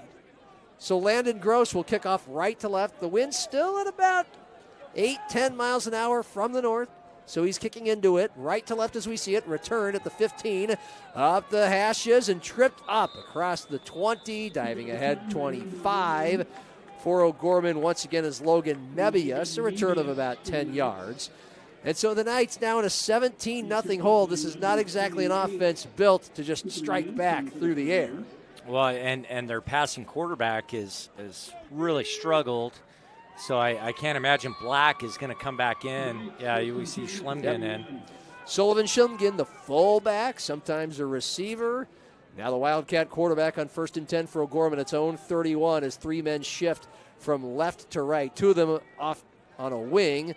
The other Hamrick, the running back, he's going to be the lead blocker as Schlemgen takes it around the edge, 25, and then busting through tacklers, 40, near the first down, near the boundary at about the 40. Is a 9-yard gain for Schlemgen. I mean, Coach Poppinga needs to go in at halftime and take the approach of the winner offense. And that is just, it's like Novocaine. Just give it time because that's exactly what Jefferson is giving them. Take that edge every time. Don't do anything else. Schlemgen with about 85 yards on 11 carries tonight. He's going to take it again from the Wildcat. Busts off a tackle at the 40. Angling left toward the sideline. Then he tries to cut right. Finds a little space. Attacks some, draws in some tacklers at the 46 where the play is upended. A gain of 6 when he only needed 1, and it's a First Dakota first down for O'Gorman. Clock stops. 2:39 remaining first half. I believe O'Gorman called the timeout. They did. There's an injured player. Oh, thank you. On the sideline. Thank you. Yeah, on the far sideline. When you go to tackle Schlemgen, you've got to try to get lower than him and still bring a force because he's running with a lot of power and he has great leg drive when he goes. Yeah, he's a 6'2", 220-pound senior, South Dakota State football commit. He was a pitcher and a big hitter on the American Legion State Baseball Championship team that wrapped up their season in August shortly before football started. So he's got a great pitching arm. He is a linebacker, leading rusher and receiver for O'Gorman. Also had a 32 on his ACT. Almost your score? Close? No, it's not. He has a ways to go to get to me still, but it's okay. 32's not bad. Yeah. No, it's not. Yeah. All right, first and 10. Not as good as Henry Theobald, previous O'Gorman. Yeah, okay. I think Henry ended up getting the perfect score. He's up at UND playing football now. All right, it is first and 10, O'Gorman at the 45, and it's a keeper to the right side, new quarterback, midfield, near sideline 40, 30, and out of bounds at about the 21-yard line, a 20-yard line. It's a run of about 35 yards. Yeah, it was a reverse. They ran a reverse and pitched it to Bauer. Bauer got the reverse from Hamrick, and that's what they carried that flow so heavily to that wide side, and Bauer caught him totally by surprise there. 17-0 Jefferson lead with 2:10 remaining in the first half. First down, red zone. First Dakota first down. Handoff Bauer, stretch play, and that's Hamrick, tackled on the far numbers at the 22. Or the 18 for a gain of about 2. Yeah, and you can see him hitting the ground. That's a tackle he knows he probably should have ran through that one because it was well blocked. They did a good job, again, getting that edge. You know what Coach Whiting is going to be addressing at halftime for the Jefferson defense. 2nd and 8, Knights from the Jefferson 18. Far hash, left to right, 3 down linemen, Cavaliers. Hamrick to the right of Schlemgen, and he takes it. He's going to run. No, he's going to step back and pass. Throws left wide open near the first down stick on the far boundary at the 10. The throw is just a little too high for Jace Moeller, who stands 6'3", and it'll bring up 3rd and 8. And that's just I'm tired. But he's not Anthony Richardson and tapping out, though, either. he's staying in there and trying to make plays. And this is what we've seen with Schlemgen all year long. The determination's unbelievable. Minute and a half remaining first half. O'Gorman going after its first score. 3rd and 8 at the Jefferson 18. Schlemgen keeps it behind blockers. Finally decides to go left. Crammed across the 15 to the 14 for a gain of about 4. This is obviously 2-down territory, and the Knights should go for it on 4th and 4. They haven't really landed on a place kicker through 9 games, and 30 yards would be the longest they'd attempt one. And field goal isn't going to do them much good right now. They've turned it over 3 times. Each time Jefferson cashed it in for a score. The Knights now with a minute left in the first half. 4th and 4 on the Jefferson 14. A lot of men in the box. And Schlemgen tries to keep it left side. He just muscles his way off to the left and stretches. It's close, but they're marking it at the 10. He got it. No. Oh, timeout, O'Gorman. Yeah, he did. Wow. Get it. Yeah. That play, though, was just like a quarterback dive for 4 yards. Yes. It pretty much was Schlemgen just breaking tackles to get the first down. Well, he's kind of dancing. Where should I go? Right, left, right. Okay, I'll go left. And then they tried to wrap him around, and obviously a strong lower and upper body to lunge for the first down. Not too many players would be capable of doing that. Not only did he get the 10 for the first down, he got the 9. He got an extra yard out of that. And meanwhile, Cale Nofziger, one of Jefferson's very best defenders. Well, and he's had to do something he's not used to. He's been the guy that they've put on that edge to try to make everything cut back inside. Well, he's a safety, and he's not a very big one. And so you're asking someone to do something they really aren't very comfortable with, and it's shown the way they're running. But if you watched him the last couple of plays, he looked exhausted out there, and now it looks like he maybe got rolled up on too. 52 seconds remaining in the first half. It's 17-zip. Jefferson, the number 4 seed, over number 5 O'Gorman, the 5. I just said number 5. And what will the Knights do with one timeout remaining? And now, first and goal from the 9. Sullivan Schlimgen has been playing Wildcat quarterback this whole drive, 6'2", 220-pound senior. Also the leading rusher and receiver on this team. He's in the huddle, he gives the instructions, and here come the Knights. They have one timeout to deal with in these 52 seconds. And from the gun, Schlimgen off the left side, has some decent blocking, turns the edge 5, rolling into a tackler inside the 5, near the goal line. He stretched for it. They mark him down at about the 1. And they've got plenty of time. Don't rush and make a mistake here or get a penalty. 8-yard run, clock ticking inside 35. They don't rush, but they get back there quick. Schlimgen will take it. 1 yard to go, second and goal. It's another fumble. It's picked up by Jefferson, and the Cavaliers take it to the 13. 4 turnovers for O'Gorman. 3 of them in Jefferson territory. This time the recovery made by Bo Corner, the linebacker. And how much of a bruise is that going to leave for the Knights? And it's his own guy that runs into him. Look, they were going to try a reverse. Yeah, they were going to try a reverse, and Carlson runs into him, causing the fumble. So for Corner, it's his 3rd fumble recovery of the year. And now with 24 seconds remaining in the first half, a 17-0 lead.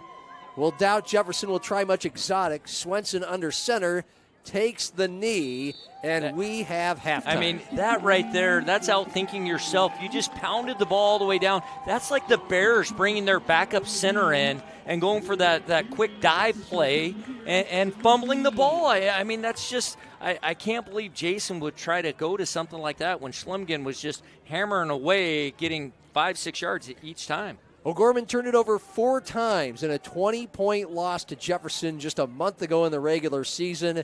And here in the state quarterfinals, 4 giveaways already. The first 3, the Cavaliers cashed in for points, and the final one ends a scoring threat, the best one O'Gorman had all night, and it ends the half.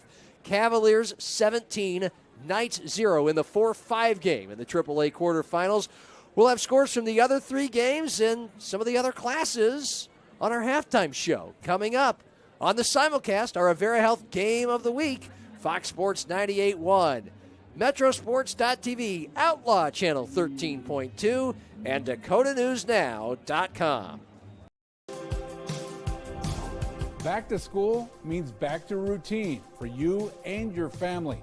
Make Dakota News Now part of your routine every morning from 5 to 7. And I'll have your first alert to whether you need a coat or a jacket or some extra time to get to work. Your first alert to the news that happened overnight and what to expect for the day ahead. Dakota News Now, your first alert station.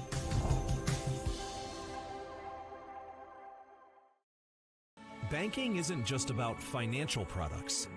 It's about service and what we can do for you. Those personal touches are at the core of who we are at Central Bank. Decisions are made locally by people who get to know you. And while a lot has changed since 1877, we're still committed to our customers and to being the best bank in every community we serve. Central Bank, member FDIC. Jackrabbits don't wait to see what the future holds. They build it. At South Dakota State University, the next generation's leaders are preparing to launch. They're focusing on growth, and they're reaching new heights of excellence across vital industries. SDSU is building something greater for South Dakota and the world. Join us. Josh and Emily are visiting Emily's parents this weekend, where Josh will propose. He's nervous, but not about the ring. Well done, Josh. Well done. Chase is proposing to Ashley at the resort where they first met. Ashley was vacationing with friends, but Chase ended up being her best friend of all.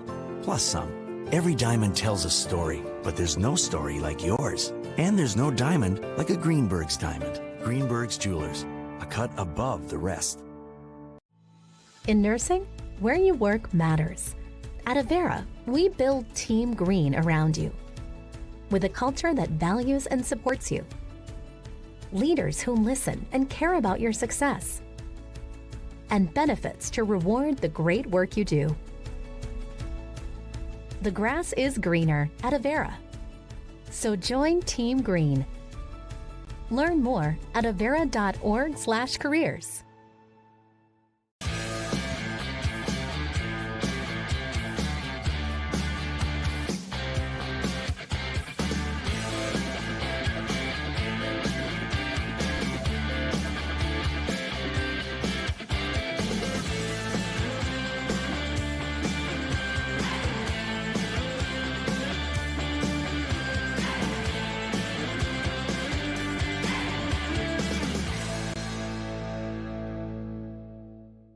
Experience it all. Follow your academic and career goals and your love for the arts, music, and competition that thrills you. Learn from award-winning faculty and in classes where you are more than a number. Build lifelong friendships at game day experiences and in student organizations for all interests. At Augustana, you don't have to choose. Live and learn in the heart of South Dakota's largest city, where job opportunities, networks of professionals, and a hometown feel await you.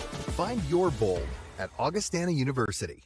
Starting the first bank in South Dakota was the easy part, earning the confidence of local farmers, helping families account for their dreams, and securing the future for countless businesses took us a little longer. We owe it to the hard workers, big dreamers, and forward thinkers out there. Thank you for making South Dakota a great place to call home.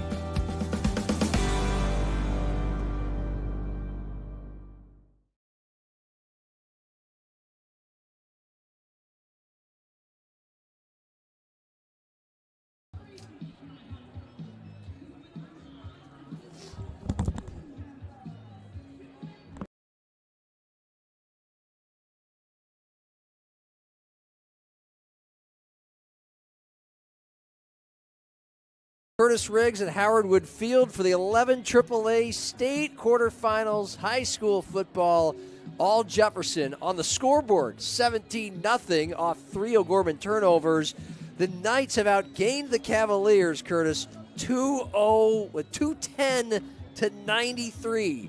210 to 93. They have more than twice as many yards. Well, I think they're down 17-0. And I think it really is Schlemgen, 187 yards or something. I mean, I don't know what it is exactly, but 103 running. Yeah, I mean, he's put on a show. It's just they can't get out of their own way. I mean, they're the bad news bearers at times. Talon Black had the ball stripped from him as he was carrying after O'Gorman had crossed into Jefferson territory. This was O'Gorman's third drive after both teams punted on each of their first 2 drives. And Jefferson lifts the lid by scooping and scoring. It was forced by Austin Miller, the defensive end. And then Cooper Nielsen returned it for the touchdown, 58 yards to make it 7-zip late first quarter. Early second, Kenan Amon kicked a 30-yard field goal. That was after Knopfsinger was able to get his second interception of the year, both against O'Gorman. On our Metrosports.tv telecast, there is the scoop and score that you see. That's Anthony Hatron, by the way. So our scoring summary on our stats here from Howard Wood Field, a little incorrect about who scored that touchdown.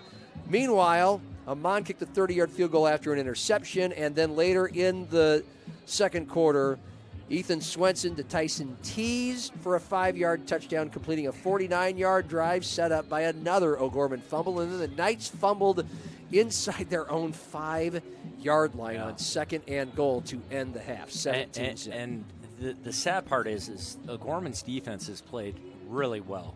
Yeah. Jefferson's offense has not been able to do anything. They were able to capitalize off a turnover and get a touchdown, but,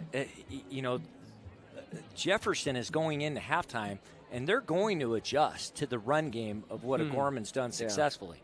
So O'Gorman's got to figure something else out, but the first half they should not have run anything but Hamrick and Schlemgen off tackle because Jefferson had no answer to stop it. But anytime they tried something else, it was a turnover. Schlimgen, 103 yards on 16 carries. Hamrick, 41 yards on 6 carries.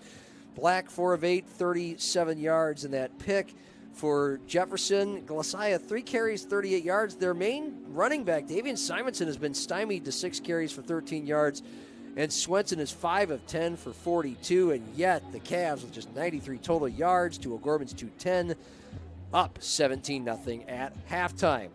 Other state quarterfinal scores from 11 AAA start here at Howard Wood Field. In the game before us, the second seed at Lincoln shut out Rapid City Central 44-0 as sophomore quarterback Brody Schaefer, 9 of 9, 181 yards, 3 touchdown passes.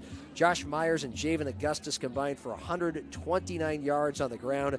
Mikey Roach and Luis Nakasi combined for 168 yards receiving. And the Patriots will face Harrisburg in next week's semifinals here at Howard Wood Field after the Tigers, the number 3 seed, beat 6th seed Roosevelt 63-6. That's a final in Harrisburg, so we'll have the rematch of the game we had last week, which was a 21-7 Lincoln victory. Yeah, and at Harrisburg, sounds like maybe taking a little frustration out on Roosevelt from that second half against Lincoln, and really trying to get clicking all cylinders on offense, because they struggled offensively in that Lincoln game. It was 27-17, by the way, the Lincoln win last week. Meanwhile, the top seed, Brandon Valley, so far so good against number 8 Washington, 35-6, a minute into the fourth quarter. These two played in week 1, a 7-6 Washington lead at half before the Lynx went on to win 20-7. They go on to finish 9-0, while the Warriors have been snake bit a couple times, their own worst enemy a few times. They're 2-7. And again, 17-0 Jefferson over O'Gorman in this game. How about in Class 11 AA? Pierre Governors have won 7 in a row, but they've lost a few this year, and they're coming on kind of strong lately. They're the number 4 seed, and they are leading number 5 Spearfish 40-12 a minute into the fourth quarter, while the top seed Yankton is leading Aberdeen Central at the break 13-0. So we could have an interesting showdown between the Bucks and the Governors, who played for the state title last year. That would be in the semifinals. Number 2 seed Huron, Watertown, shutting out Huron 28-0 at half. And so the Arrows will play the winner of number 3 Brookings and T area. The Bobcats up 23-13 at halftime at Dana J. Dykhouse Stadium. Yeah, and then I think I said to you last week, I would not want to be playing Pierre at this point, because Coach Steele is going to start to figure out now, here's what we do well, and we need to quit doing anything else, and then he'll add some wrinkles with some schemes to gain an edge, kind of like what we've seen O'Gorman do, but he's not going to go to those plays that aren't working. Yeah, and he's just going to keep doing the ones that are working, and that's what is fearful, playing someone like that that's had so many wins in the playoffs. Sioux Falls Christian is the number 1 seed in Class 11A, and the Chargers on top of Rapid City Christian 28-8 at halftime. SFC is undefeated and almost completely unchallenged. I mean, Del Rapids and Lennox about the only 2 teams and the 2 lower seeds below them that have given them any run for the money. The Orioles are the number 3 seed, shutting out Canton 27-0 at halftime. The Couriers, as the 2 seed, leading Dakota Valley 14-0 at half in Del Rapids. West Central on top of Madison 14-0 a minute into the third quarter in the 11A state quarterfinals. It's a 14-0 Dakota Valley lead. Oh, okay. I've got 14-0 Del Rapids. I am being texted. That's the other way around. So that's interesting. That is a game that you can see on Metro Sports TV. You were speaking of the Winter Warriors, so I'd love to check in on them as my Score Feed app continues to circulate and try to come back to life. The SD Score Feed app, it's real and it's spectacular. Proud partner of our broadcast. Winner, a 44-0 shutout win over, Woonsocket Wessington Springs. Sanborn Central. Number 2, Sioux Valley over Mobridge Pollock, 41-7. Elk Point Jefferson blowing out Clark Willow Lake, 41-8. 3 minutes remaining in the fourth. Mount Vernon Plankinton, 34. St. Thomas More, 25, with 4 minutes left in that game. So we at least have one competitive game in Class 11B. And for the 9-man scores, you can find all the scores on the SD Score Feed app.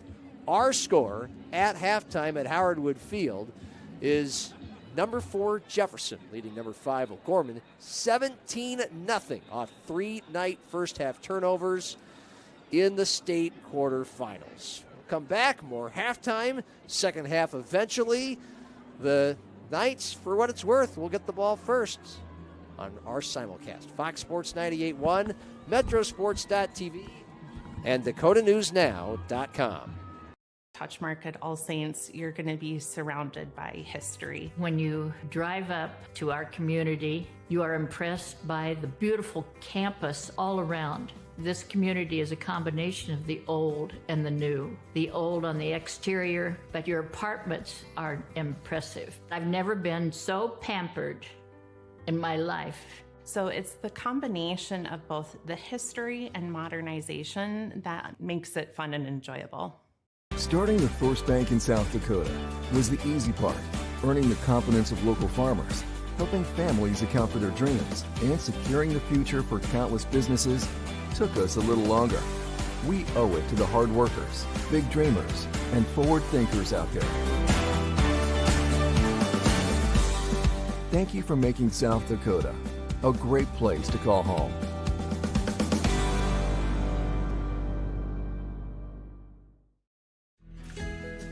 Finding a place to belong is everything.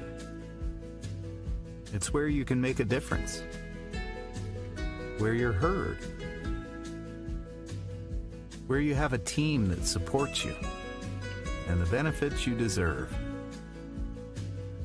At Avera, you can find that place. You belong at Avera. Apply today. Avera.org/careers.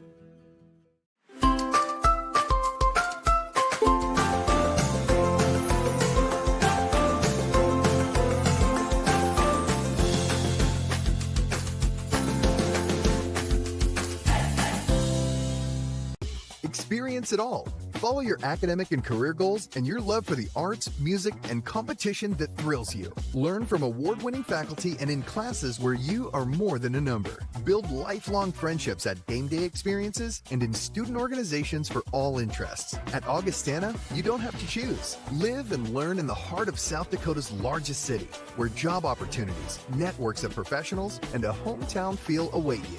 Find your bold at Augustana University.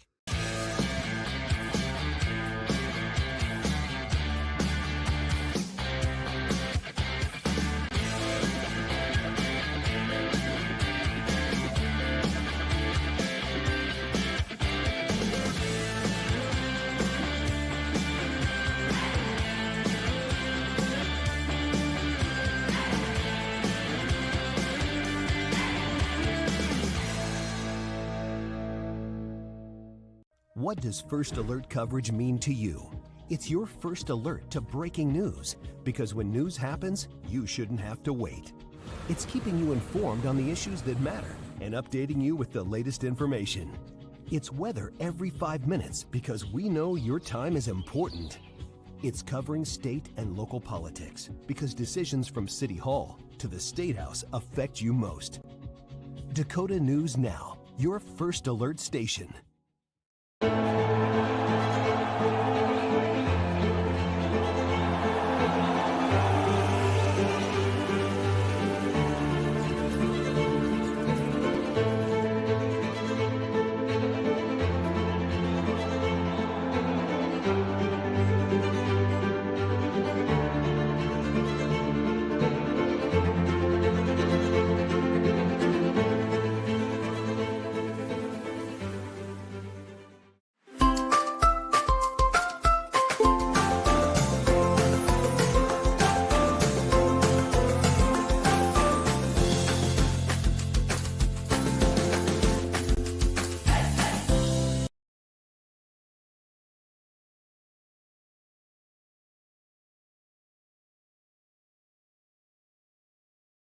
Minutes from kickoff to the second half of this state quarterfinal showdown.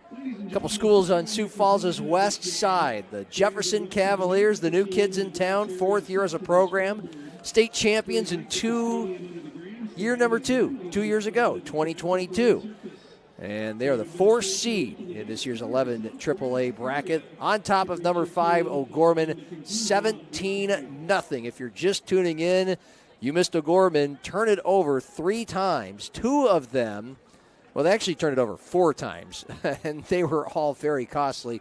3 of them in Jefferson territory. The first 3 were cashed in for scores, 2 touchdowns and a field goal. The other was inside the 5-yard line as the half was winding down, and O'Gorman was on a nice drive to get a point or 2 or 7 on the board. So it's still 17-0 as the teams are ready for the second half. And again, O'Gorman has outgained Jefferson 210-93 and is trailing by 17. A rematch of a 20-point Jefferson win almost exactly a month ago on September 27th. John Gaskins with Curtis Riggs on a chilly night at Howard Wood Field, about 40 degrees, light breeze now. And you mentioned earlier at halftime just kind of what adjustments or at least plans these two teams are putting together. If you're O'Gorman, what can you possibly do down 17-0 with the offense that doesn't exactly, again, strike the ball down the field? Well, they're in striking distance and playing well enough defensively. They can stay with their same game plan of running the edges, but you gotta give Jefferson credit. Coach Whiting's too smart of the guy to go into halftime not adjusting to that. Like, hey, here's what we're going to do to take that away. So Coach Popping, he had to be thinking of some things off of that. Here's what we can also do. I can't imagine he's going to come out and throw the ball all over, though, because that just has not gone well for them. Cavs are going to get the ball first. Lawrence Hillman kicking it end over end, left to right as we see it for O'Gorman. Return far sideline at the 12. Up the numbers, 20-22, and then a little indecisive on the return. That's Huddleston. He's a freshman. Thank you. Yeah, they return punts and kick returns with him. He's going to learn, though, the dancing at that level, moving up to the varsity level, it's got to be one cut and go. Yeah. So the Cavs get the 22 off a 12-yard return, and Ethan Swenson, the senior quarterback, has returned to the field. He was 5 of 10 for 42 yards in the first half. Davian Simonson, their main man at tailback, 6 carries, 13 yards. He's on one side of Swenson. And Sam Glasiah, the other running back, is on the other side. And from the shotgun, a fake handoff, a throw to the left side, open space. Simonson trying to dance in the flat. Does not elude tacklers, though, and he is taken down at the 23. A nice open field tackle and a gain of 1. This is a great job of using leverage to tackle there, John. They did a nice job of forcing the ball carrier back in. Safety came up, made the open field tackle. Really an exceptional job with defensive tackling. Holden Height making the play. It's a gain of 1, 2nd and 9 Cavaliers. Between the hashes, right to left. O'Gorman with 4 down linemen, 2 wide left, 1 to the short side, 2 wide right, 1 to the short side left.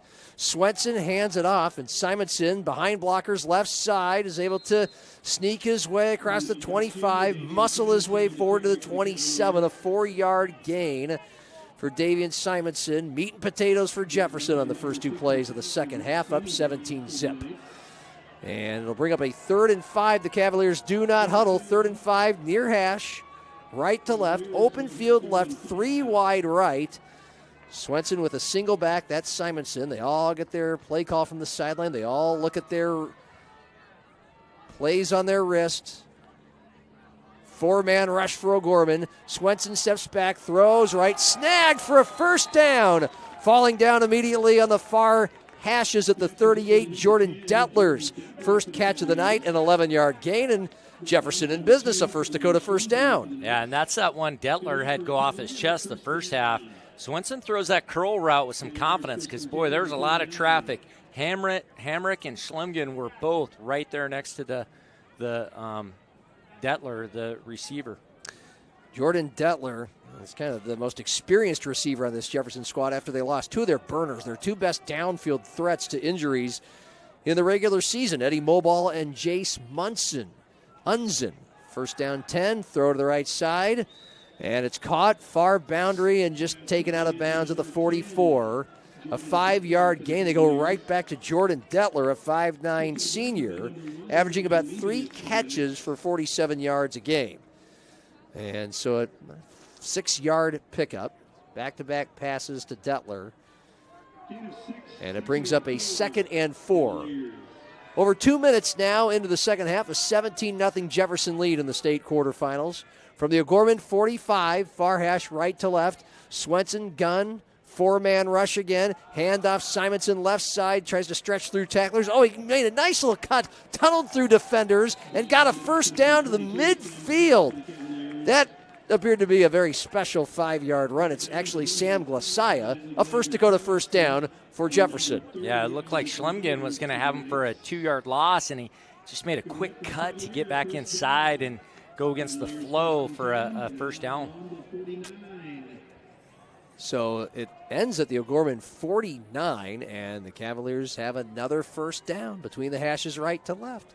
3 wide right, open field left. Swenson looks at a 4-man front. Simonson, I believe, right next to him. Tough to tell between Simonson and Glasiah. And a deep ball, right side, wide open. Catch is made to the 10, and a touchdown. The Cavs go to the air, and they go right back to Jordan Detler. A 51-yard strike to open the second half, and Jefferson's on top of O'Gorman, 20-0. Yeah, and I think they faked that curl route they hit earlier, and Detler just kind of gave a little fake to it, got Hamrick to bite on it, and then he runs by him, and a great throw by Swenson. He sees him late, too. It wasn't his first read. A 6-play drive. It goes 78 yards. Kenan Amon is perfect on the year on his PATs. Snap, hold, kick, all clean. Darn near perfect. And with 9:08 remaining in this third quarter, it's Jefferson 24, O'Gorman nothing. The Knights turned it over 4 times in the first half. The first 3 were taken in for scores, and the final one was inside the 5-yard line with under a minute remaining in that first half. So a bunch of gut punches, and you wonder if that was, we just saw the knockout punch. Well, and we spent all the time talking about what is a Gorman offense, how are they going to adjust, and how's Jefferson defense going to adjust. We didn't talk about Jefferson's offense, who was bad the first half. They come out, instead of continuing to try to run for 1 yard each play, they let Swenson throw it around a little bit, and he did it with confidence and was very effective. Jordan Detler had not caught a pass. I don't even know if he had been targeted. Yeah, he had one go right off his chest in the first half. Thank you. But he did not have any catches. And so now Jefferson is up 24-0, and they found a little something in Detler. He's not slow by any means. And they have Karsten Sissoko, who had a breakout game a couple weeks ago at Harrisburg that included a 77-yard touchdown catch and run, beating a defender down the field. So Jefferson, I mean, they're looking for ways to hit big plays, and they've been doing it all season, looking for that, and they found one here in the playoffs. It's a good sign for them. High kickoff, fielded at the 15-yard line, and a full head of steam. Now that's some decisive running that you wanted on a kickoff there, Curtis. That came from Logan Mebius. Finally, the crew, the pile takes him down at the 26. About a 16-yard return, and so O'Gorman down 24-0. 3 minutes into the second half, starting at its own 31-yard line. You can't imagine the psychological warfare right now for a team that just turned it over 4 times in the first half. Now down 24. Schlemgen hands it off to Hamrick, and he is tackled in the backfield. Initial pursuit was made by Bo Corner, and then the Cavaliers claim, and the ball may have come loose. There's too much of a sea of humanity for me to even see the ball come loose, let alone if it was a player who was down, who recovered. Jefferson apparently recovered, but the refs whistle Hamrick down. Yeah, and that was a play that was actually supposed to go through the B gap there. Hamrick's got to follow his guard there. There was a seam there. He just got so used to the first half of bouncing outside. That's one where he's got to have the confidence to stay in there and follow that guard. Loss of about a half a yard, second and a long 10. O'Gorman its own 31, left to right. Schlimgen carrying right side, looking for blockers, looking to get around the edge. He can't! 3 Jefferson defenders come at him and take him down at the 32, maybe a gain of 1. Great play by Cooper Nielsen on the tackle. Jacobson makes the tackle, but Nielsen makes the play. You're right. Nielsen's the one that forces Schlimgen to cut back inside. They finally contain that edge because Nielsen will not let him hook him and get that edge. It was 1 yard, the gain, so it's 3rd and 9. O'Gorman from its own 32, left to right. Only 36% on the year on third down. Jefferson gives up third down conversions just 26% of the time. Schlimgen keeps it, has some room up the middle, just fighting his way forward. Lost the ball in front of the Jefferson sideline. They say they have it, and they do. 5th turnover, 4th fumble for the O'Gorman Knights tonight, and we're just 4.5 minutes into the second half. That ball was recovered at the 36-yard line. The replay, see if looks like somebody may have stripped. Oh, yeah, Nofsinger. Nofsinger got it. Cale Nofsinger, the stud linebacker. I mean, that's the official position title, stud linebacker. And he's been a stud all year. That is his 4th fumble recovery. Already has an interception tonight, 2 of those on the year, both against O'Gorman. He also has a pair of touchdowns on the season. And he's forced 5 fumbles. And so now Jefferson taking over the O'Gorman 37. Swenson, play action, rifling it over the middle. Caught at the 28, immediately tackled. Near the far side hash, that is Sissoko. And just his second catch of the night. It's a gain of about 9 to bring up 2nd and 1. One key with Swenson being able to throw effectively, a clean pocket. You've seen the last drive, that play right there. No one in his face, no one around him. He's able to see the field, step into his throw, and he throws with confidence. 2nd and 1 for the Cavaliers at the O'Gorman 27. Inside 7 minutes remaining third quarter. Handoff, tailback. Lasaya gets through some defenders, cuts right, and then gets ahead of steam across the 20 before he is chased down to about the 13. Sam Glasaya, the 5'11 tailback, a senior, and he is getting some quality carries in this game. That one goes for another First Dakota first down. And the Cavaliers now have it once again in the red zone. Already up 24-zip, having already scored on 3 of the 5 O'Gorman turnovers, looking for a 4th. Swenson with backs to each side of him from the O'Gorman 14. And he steps back, throws over the middle. It's snatched. It's there for a touchdown at the goal line, and it is Jordan Detler once again. Back-to-back touchdown connections. Swenson to Detler, and it's 30-zip. Jefferson. This one, 14 yards. Yeah, and Swenson never sees this blitz off the backside. Oh, he's lucky. He steps into that and makes that throw just in time, and a beautiful pass. And the adjustment was, hey, let's let Swenson go out there and throw it around. We can't run against the defense. Let's attack him downfield. Kenan Amon in to attempt the extra point. Snap, hold, kick, perfect. Amon is now 4 of 4 tonight, 29 of 29 on the year. We'll take a break. 6:16 remaining third quarter.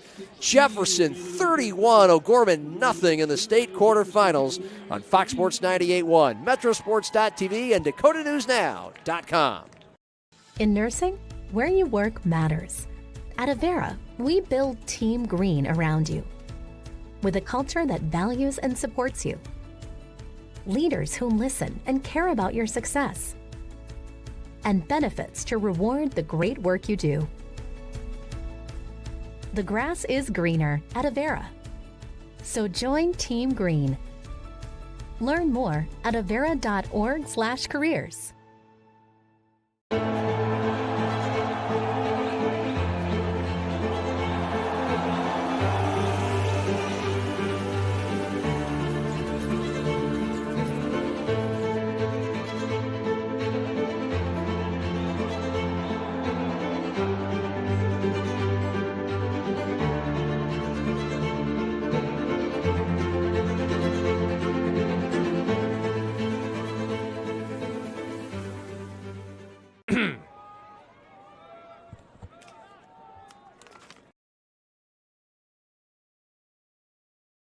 Kicking off up 31-zip, 6:16 remaining third quarter. State quarterfinals, end over end, high, received near sideline at the 12, returning left to right. Nebius tripped up between the hashes as he cut left across the 20 to the 22. Flags flew at the end of the play. Flags, not much of a part of the game tonight. Turnovers, yes. O'Gorman, 5 giveaways. Yeah, we might have more turnovers than penalties.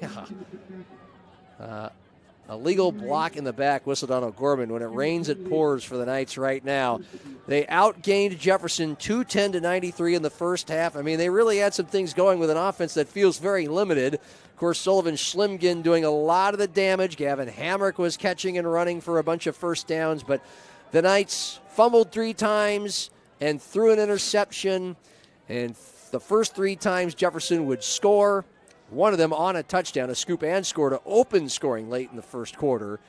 And then they got a fumble inside the 5 at the very end of the half. And then another fumble here that Jefferson cashed in the third quarter. So the Knights, after that block in the back, starting at their own 10 instead of across the 20. And a handoff to the right side stretches to about the 14 for Gavin Hamrick.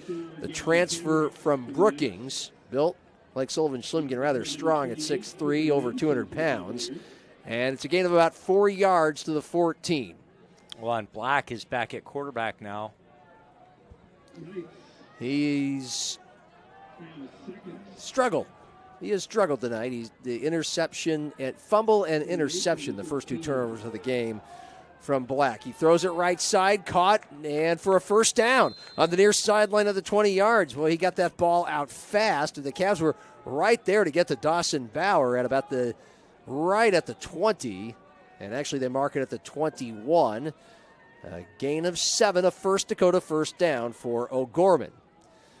5:21 remaining in the third. There's 3, maybe 4,000 fans at Howard Wood Field. The Knights lost 4 of their first 5 games to start the year, then or lost 3 of their first 4, won 4 of their last 5, but their momentum has been thwarted tonight.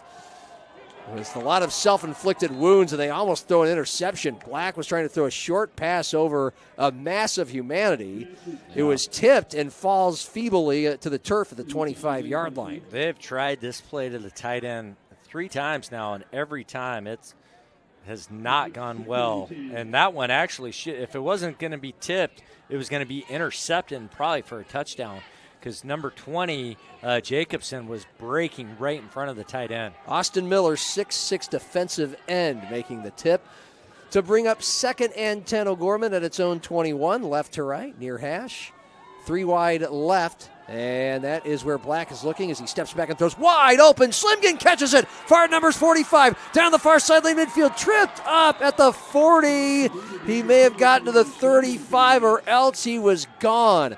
A touchdown saving tackle made by a defensive back for Jefferson, but that is a gain of about 45 yards. Yeah, and a good teaching moment for Coach Whiting when he watches film. His corners are pressed. It's 3rd and long. There's no reason to be uptight on those guys. Play back soft, but a great route by Schlimgen and a great throw by Black. And you just wish Schlimgen was able to get past that one and get a score here. Cooper Nielsen making the tackle. First Dakota first down. Black hit as he throws. Complete Hamrick near side. Right side 30, 25, 20. Tiptoeing down the sideline. Shoved out of bounds at the 13 and 18-yard gain. Talon Black had some heat coming right at him, and he found the hammer. Yeah, and it's a nice catch by Hamrick and a good job blocking by Bauer. He gets a piece of the guy 2 times to let Hamrick get outside of him. Looks like Hamrick might be the guy down, though. Yeah, he is down on his back, and right now, not moving much. Trainer comes up. Looks like he has cramps. Yeah. His dad was a really good football player at Augustana. Actually played with Coach Poppinga. Shannon. Mm-hmm. And again, transferring from Brookings, and he's had a nice impact on this offense. He did right away at the start of the season. This is an offense that could have been a speedy offense. Jace Teese, as an underclassman the last couple of years, particularly last year, showing some incredible promise and speed.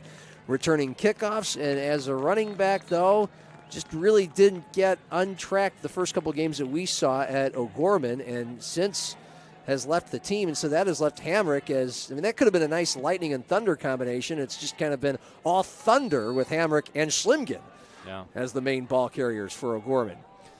And so it was a cramp, and Hamrick was able to get up on his own accord. And in fact, he is still, no, he's not in there. He's off the field. Myers is in for Hamrick at tailback.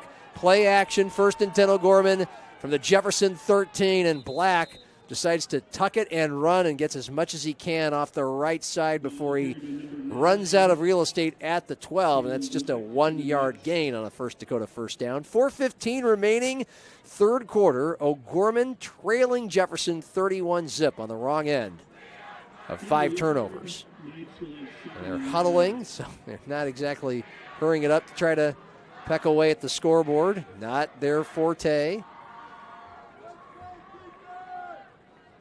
This Jefferson defense certainly deserves credit in the equation in our conversations about how this game has been so tilted in their favor, too, with those 5 turnovers. They really do a great job going after the football.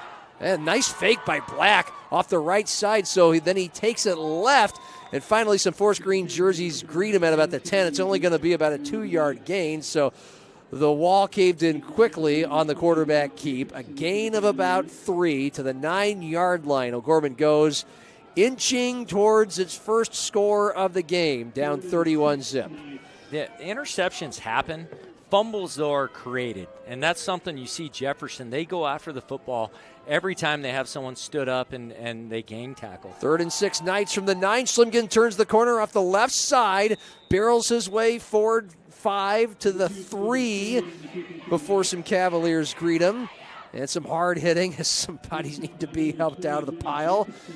And the clock is stopped because that is First Dakota first down. Guess who? Sullivan Schlimgen earned it. They needed 6, and he got every last inch. 3:23 remaining in this third quarter. It's a 31-0 Jefferson lead, 17-zip at the break, and a pair of Ethan Swenson to Jordan Detler touchdown passes. 51 and 14 yards. They did not give him the first down there. Okay. 4th and 1. 4th and 1. Bunch set. No wideouts from the 4. Toss, pitch, and flags fly. You heard Curtis Riggs groaning as that was going to go to Hamrick around the left edge. Had good promise. Oh, false start. And it would not be delightful right now to be an O'Gorman coach. Because that's happened a couple times now where the turnovers have happened 5 times. Flags not as much, but flags have come at critical times. And that's rather critical. You're now facing 4th and 6 from the 9, and now whistles blow before this snap.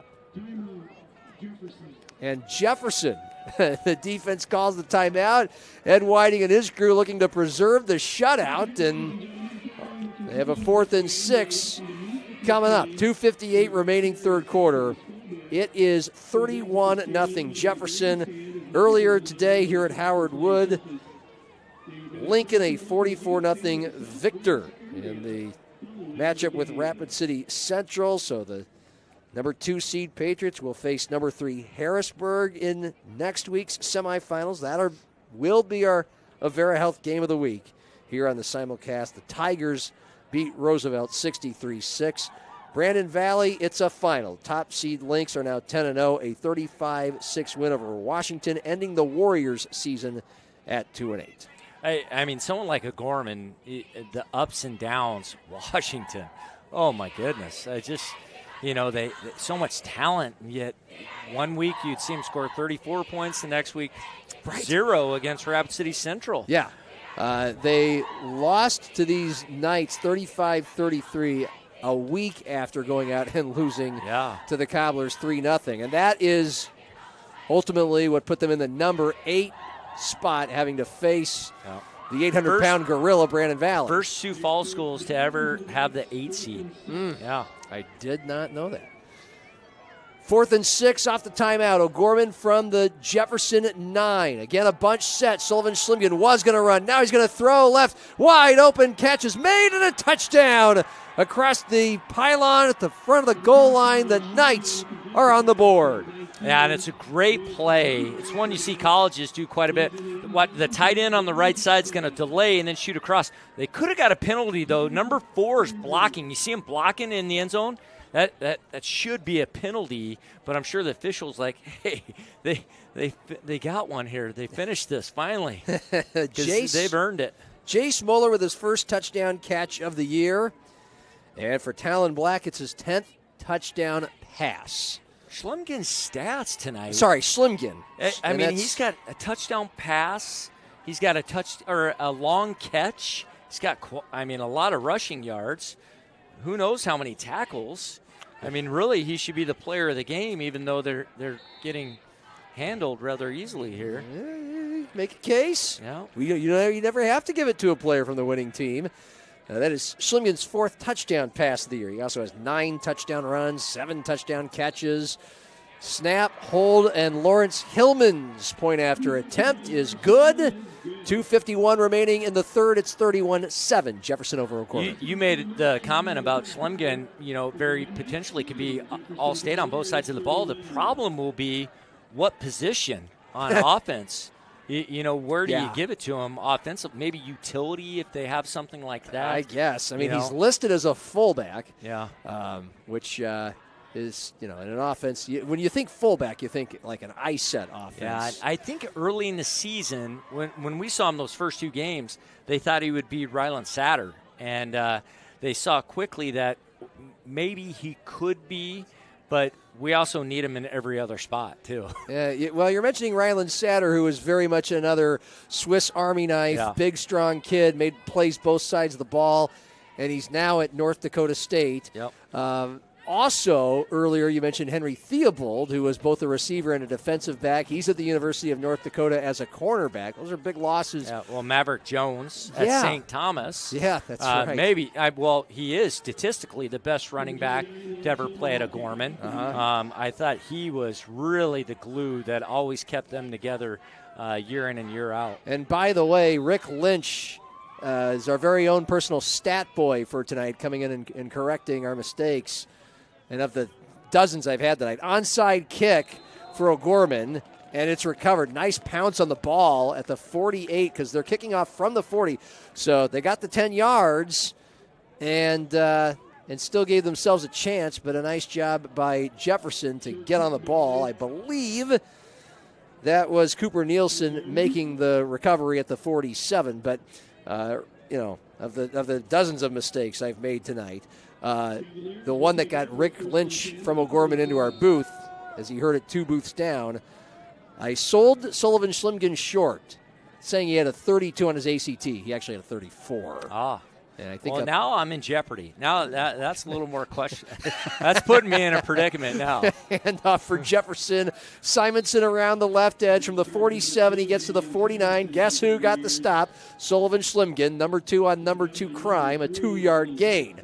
His brother was the quarterback that won the state title, and they upset that Brandon Valley team at the when it was played outdoors up at SDSU. Yep. And it was an unbelievable game plan by the Poppingas. They played just a flawless game to go beat a really, really good Brandon Valley team. Jefferson up 31-7. Just over 2 minutes remaining in the third. And Swenson with backs to each side behind him. Fakes a handoff, throws to the right side. Simonson catches it, and it's a matter of beating one guy, and he does. Through a shoestring tackle at midfield, and he just keeps angling right, shoved out of bounds inside the 45. Probably got the 43, about an 8-yard gain. From the 49 to the 43, that's an 8-yard gain. But they mark it at the 45, so it's just a 6-yard gain. And so the Cavaliers back in O'Gorman territory. Again, if you're just tuning in, it was 17-0 Jefferson at the half. All 17 points coming off O'Gorman turnovers, the first of which in the first quarter. 58-yard scoop and score. Then there was an interception that led to a field goal, another fumble that led to another touchdown. And the Cavaliers have tacked on 2 more scores in the third. Handoff up the middle. Sam Glassaya just pounds his way off left guard. Bulls ahead to the 42, a 3-yard gain on 3rd and 2. First Dakota first down for the Jefferson offense. Already late in the third quarter, just looking to salt this game away. Couldn't get the shutout they wanted, but they're still hungry for more points. 1st and 10 from the O'Gorman 41. Right to left, far hash. You felt some sort of awkwardness just before the snap, and then flags flew. Yeah, and it's got to be comforting, though, for Coach Benedetto. Simonson kind of struggles. Glasiah comes in and runs the ball well. That's nice to see. But also Swenson really throwing the ball well. That third quarter coming out, sharing the ball, getting it around. Detler coming out, making some big catches. Yeah, Jordan Detler, as we had mentioned, had been targeted once in the whole game, and then he gets 3 catches, 2 of them for touchdowns in a span of about 2 drives in 2 minutes to basically put this game out of reach unless something freaky happens on Halloween. 1st and 15 now, Jefferson off the pre-snap penalty, and a handoff goes to Simonson. Left cuts right, and then just steaming up the middle. Across the 40 to the 35. And that's a gain of about 11 yards on 1st and 15, so it'll be 2nd and 4. And the clock now winding to 20 seconds remaining in the third quarter. The Cavaliers, they go up to the line quicker than they usually do. They rarely huddle. And now Vince Benedetto will give them the play call. The play clock is at 20. The game clock is at 10. So will they get in another snap before we go to the fourth quarter? 2nd and 4 from the O'Gorman 35, between the hashes right to left. 4 down linemen for O'Gorman. The whistles blow, and that is the end of the third quarter. All Jefferson, 4th seed Cavaliers, leading number 5 O'Gorman 31-7. We go to the fourth on Fox Sports 98.1, Metrosports.tv, and DakotaNewsNow.com. Because this is home for all of us. Here for all, here for good, Sanford Health. Sanford Health is a proud supporter of the Sioux Falls School District.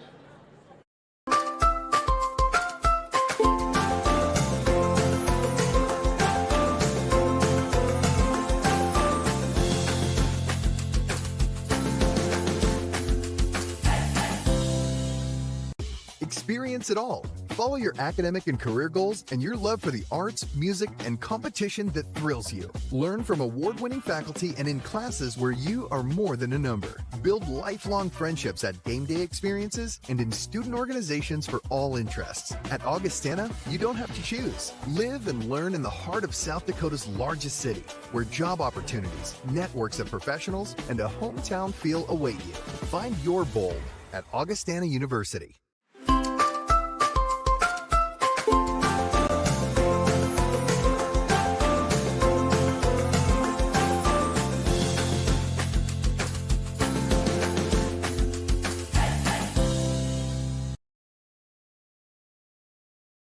Jefferson leading O'Gorman. It's 31-7. Sorry, Knights fans. 31-7. It was 31-0. The Knights scoring on 4th and 6 from the 9-yard line at the end of that quarter.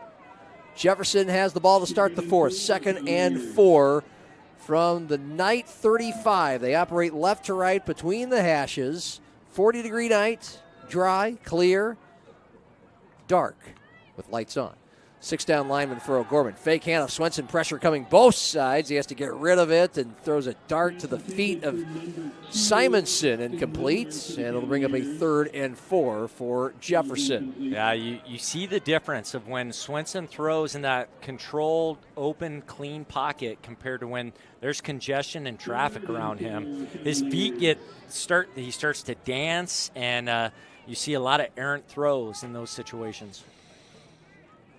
The Cavs they will face Brandon Valley next week in the state semifinals should they hold on, preserve this 24-point lead. 3rd and 4 from the O'Gorman 35. Man in motion right to left, handoff to Simonson around the left edge. He's got a first down and more. Across the 30, bashes into a tackler, falls forward to the 26, a gain of 9 yards for the battering ram from Jefferson High. And it's a First Dakota first down for the Cavs. Simonson now has 12 carries for 44 very hard-earned yards. And our stats at the end of the third quarter, O'Gorman still vastly outgaining Jefferson, 310 to 230. Of course, the Cavs have had some short fields off of O'Gorman turnovers, but O'Gorman has 310 yards and 7 points in the high school game through 3 quarters. Play action. Swenson dumps it right side, throws it incomplete behind Glacier, his intended receiver, who is behind him. So that's just an incomplete pass. It'll bring up 2nd and 10. You know, and right now, Coach Christensen, Brandon Valley, just those last 2 plays alone, or last 2 pass plays alone, seeing Swenson with traffic around him and the 2 errant throws. You know, they have a blitz scheme there in Brandon, and they unleashed it on Lincoln earlier in the year. Lincoln really struggled with it. They can really get after you with their front 4 that are big and strong, and then when they decide to blitz, they can really bring it. Jefferson calls a timeout, a little disoriented before 2nd and 10 from the O'Gorman 26. So we'll keep it here with a 31-7 Jefferson lead over O'Gorman in the state quarterfinals. The Cavs lost to Brandon Valley just last week, 28-3. You know, I don't think that score is very indicative. It was close early, and Brandon Valley was turning the ball over. Jefferson just could not capitalize. And, you know, they were trying to throw to get in the end zone. They couldn't complete the passes. I mean, you can't forget Brandon's very good defensively, too. But it was a close game. And then when you miss those opportunities, eventually, you know, attrition just takes over and Brandon Valley wears you down. That's what we've seen with so many of their scores. The score might be 7-0 at halftime, but then all of a sudden, second half, they go out there and pulverize you. Yeah, it's very taxing on the will, on the willpower. Off the timeout, Jefferson in their forest green jerseys, white pants, white numerals, golden dome helmets. O'Gorman looks like Penn State out there. The white jerseys and pants, navy blue numerals, white helmets. 2nd and 10 Cavs up 31-7, 45 seconds into the fourth quarter. Swenson from the gun, backs to each side, hand off to Simonson around the left edge, but boy, he's chased immediately to the 26-yard line. Just a terrific open field tackle made by O'Gorman. Yeah, it was number 3. Oh, Holton Height. We haven't called his name much. He's had a really good year for them defensively. That was an excellent tackle. 6-foot senior, 4th leading tackler on the team. He has a fumble recovery and a pair of interceptions this year from the safety spot. O'Gorman's had a lot of injuries and had to do a lot of shifting on their defense this year. Both of these teams can make a good case of which team is more battered coming into the playoffs. 3rd and 10, Jefferson from the OG 26, throw to the right side, bobbled and caught by Detler in front of the first down stick at the 15. On the boundary, shoved out in single coverage by Sam Kleberg, but that is good for a First Dakota first down. A big 3rd and long conversion for Jefferson. They're up 31-7, Curtis, a minute and a half into this fourth quarter. They've got the game in hand, but I mean, really, they're trying to be crisp out there because they know it's coming next week. Yeah, and a great throw by Swenson. No one in his face, sees the window, makes a great throw there. Wide. Oh, go ahead. I'm sorry. I was going back to your point, though, about the injuries and stuff. The injuries for Jefferson, they hurt, but they have depth. I mean, you look at their sideline, they have a lot of guys, whereas O'Gorman, they have very little depth. When they have an injury, it is taxing on them on both sides of the ball. Jefferson on 1st and 10, a First Dakota first down with just a bit of a fire drill. Things fell apart on the handoff to Sam Glacier up the middle, and John Lent, defensive end for the Knights, able to make the tackle for a 1-yard loss to bring up 2nd and 11 as the clock rolls inside 10 minutes. 3,000 or 4,000 here at Howard Wood Field. Not the biggest or loudest of crowds we've seen, but still rather supportive. Not the best of nights to go to a game. It's certainly not the worst. A fumble as Swenson took in the snap and then on an exchange lost it. And the Knights have it. Yeah, and that's Swenson again. We saw this in the first half, and they recovered it. Watch it. Hits him right in the hands. He just bobbles it. Oh, yeah, before he hands it off to Simonson. Yep. Ball rolled around, 3 or 4 different Knights around there. Hard to see who actually came up with it. But the Knights get possession. So turnovers tonight. O'Gorman 5, Jefferson 1. And of these 6 turnovers, I think 5 of them have happened in the opponents when the opponents are driving toward the red zone They're always in enemy driving territory. towards the red zone. Thank you, Curtis. 1st and 10 from the 17. There's a big difference between driving toward the red zone from no like way the, you can argue the this, 30 or John. 40 yard line than from way back deep in your own territory. But sure, technically you're always driving to the red zone. Sometimes it's been in the red zone. Sometimes it's been close to the red zone, if you'd like me to be more precise. I think the Yankees, was the Yankees game last night 5-1, and then all of a sudden, or 5-0, they had that catastrophic inning? Oh, my goodness. Historic Yes. Comeback and historic collapse.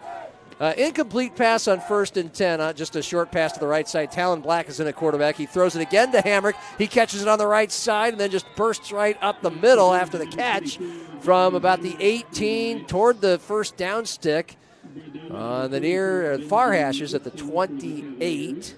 And that is good enough for a First Dakota first down, a gain of 10. Yeah, Hamrick looks like he's struggling with some cramps there, but only a junior, showing he has good hands coming out of the backfield. Bauer, again, had a really nice block. It can't be a lot of fun for the receivers. We've seen him catch very few passes.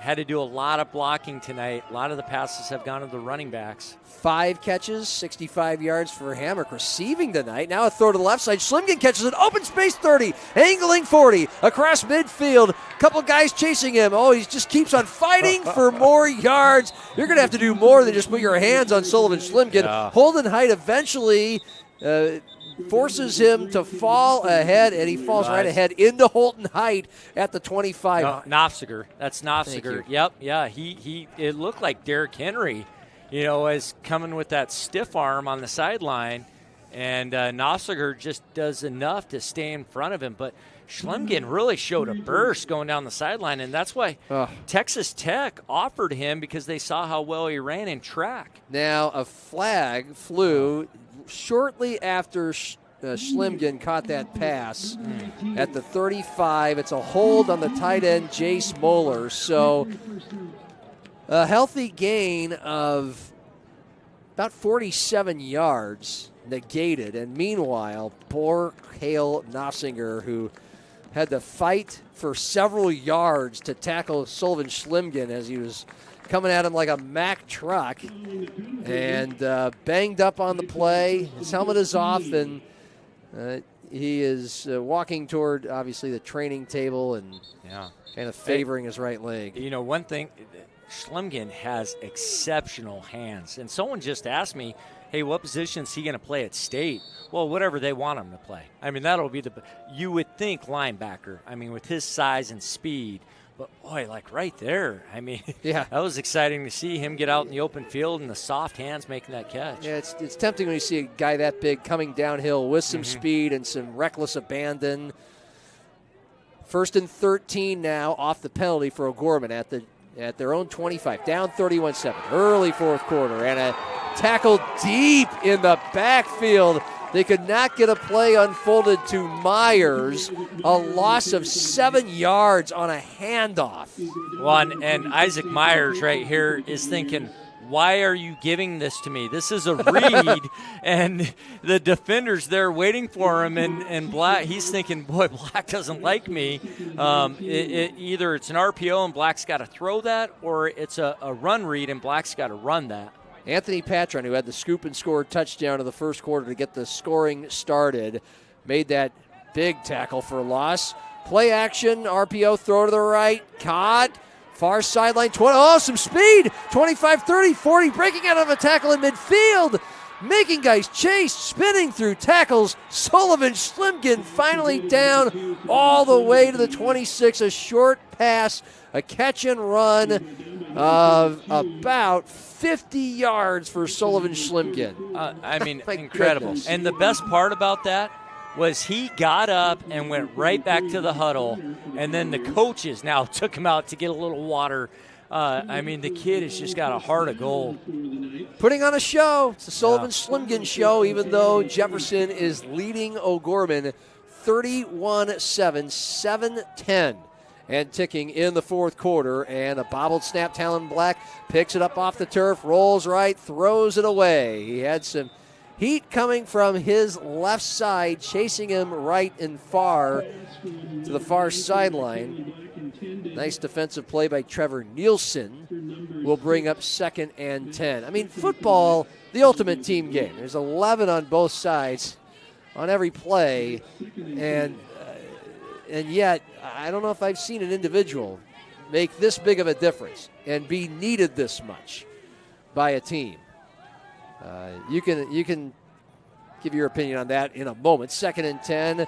Knights at the 27. Black is being rushed. Then he tries to escape. Couldn't decide if he was going to throw or run. So he bolted off to the right side, ran laterally, and was chased out of bounds. May have earned a yard off of that decision. And the chase coming from Bo Corner, a linebacker. Yeah, going to your point, John, I mean, that's what, when you think of MVPs, that's what you think of. Who's the most valuable player for a team?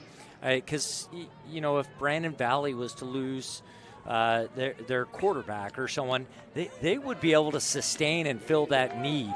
Where O'Gorman, I mean, can you imagine if Slimgan wasn't able to play this year for them? I know Jason Poppinga doesn't want to think about it. 3rd and 10, throw over the middle, complete. O'Gorman has a first down and more inside the 10, inside the 5. Just a nice, quick toss for a First Dakota first down. This one goes to Matt Steffen, his first catch of the night, a wide out, and a gain of about 25 yards. Yeah, nice throw by Black. I mean, he runs off the field like he can't move his right arm, but a good quick throw and a nice job by Steffen. All the way down to the 2-yard line. So now O'Gorman, who trailed 31-zip, now 31-7, 6.5 minutes remaining in the fourth quarter. Chance to score. Sullivan Slimgan back in at quarterback, takes it off the right side, just bows his shoulder right into a linebacker and scores the touchdown, standing in, running in, and putting another bruise into a Jefferson defender. There was no backing down by Jacobson, who's had a great game tonight, but this is the difference between Division I and other college football players. I mean, that right there, because Jacobson's in perfect form to make a tackle. It's just Slimgan's so much bigger and stronger. That's the play right there. When they fumble, John, that's right there what they should have been doing. Sullivan Slimgan had a nearly 50-yard run negated, on which at the end of the run he was taking one of the best defensive players in the state, Cale Knopfsinger, for a ride. Knocked the wind out of Nossinger, and he may be injured. He's still on the training table. And then on that touchdown run, which followed a couple plays earlier, another 50-yard run, not negated. Slimgan comes in at quarterback and just runs right through a tackle. And it's hard to tell what Jacobson's injury is. It doesn't appear to be lower body because he's walking just fine. Yeah, he lowered his left shoulder. He kind of looked like he had a stinger because he really went in with his shoulder. Yep. Man, that would I wouldn't want to try to tackle that guy. That's like watching Chase Mason at SDSU. I was going to bring that up, but I thought maybe I was afraid you'd pounce on that. Scared. Come on. Well, I'm a little shell shocked, a little PTSD from Curtis Riggs' School of Hard Knocks. Hamrick is the Wildcat on the 2-point conversion try for O'Gorman. He tries to run off the left side, and Austin Miller just crams him right to the turf for a 1-yard loss. O'Gorman settles for 6 with 6:20 remaining in the fourth quarter. Jefferson 31, O'Gorman 13. State quarterfinals. Fox Sports 98.1, Metrosports.tv, and DakotaNewsNow.com. Has more than 40 years of experience providing great hospitality and focusing on providing seniors the full life. We have restaurant-style dining. We have a health and fitness club, wonderful life enrichment activities. We have wonderful team members who are here to be your support systems and your friends. Health services care team members who will help you in any level of care, assisted living, and then 2 levels of memory care and early memory care support. All of those things are at your fingertips when you're here at All Saints. Banking isn't just about financial products. It's about service and what we can do for you. Those personal touches are at the core of who we are at Central Bank. Decisions are made locally by people who get to know you. And while a lot has changed since 1877, we're still committed to our customers and to being the best bank in every community we serve. Central Bank, member FDIC.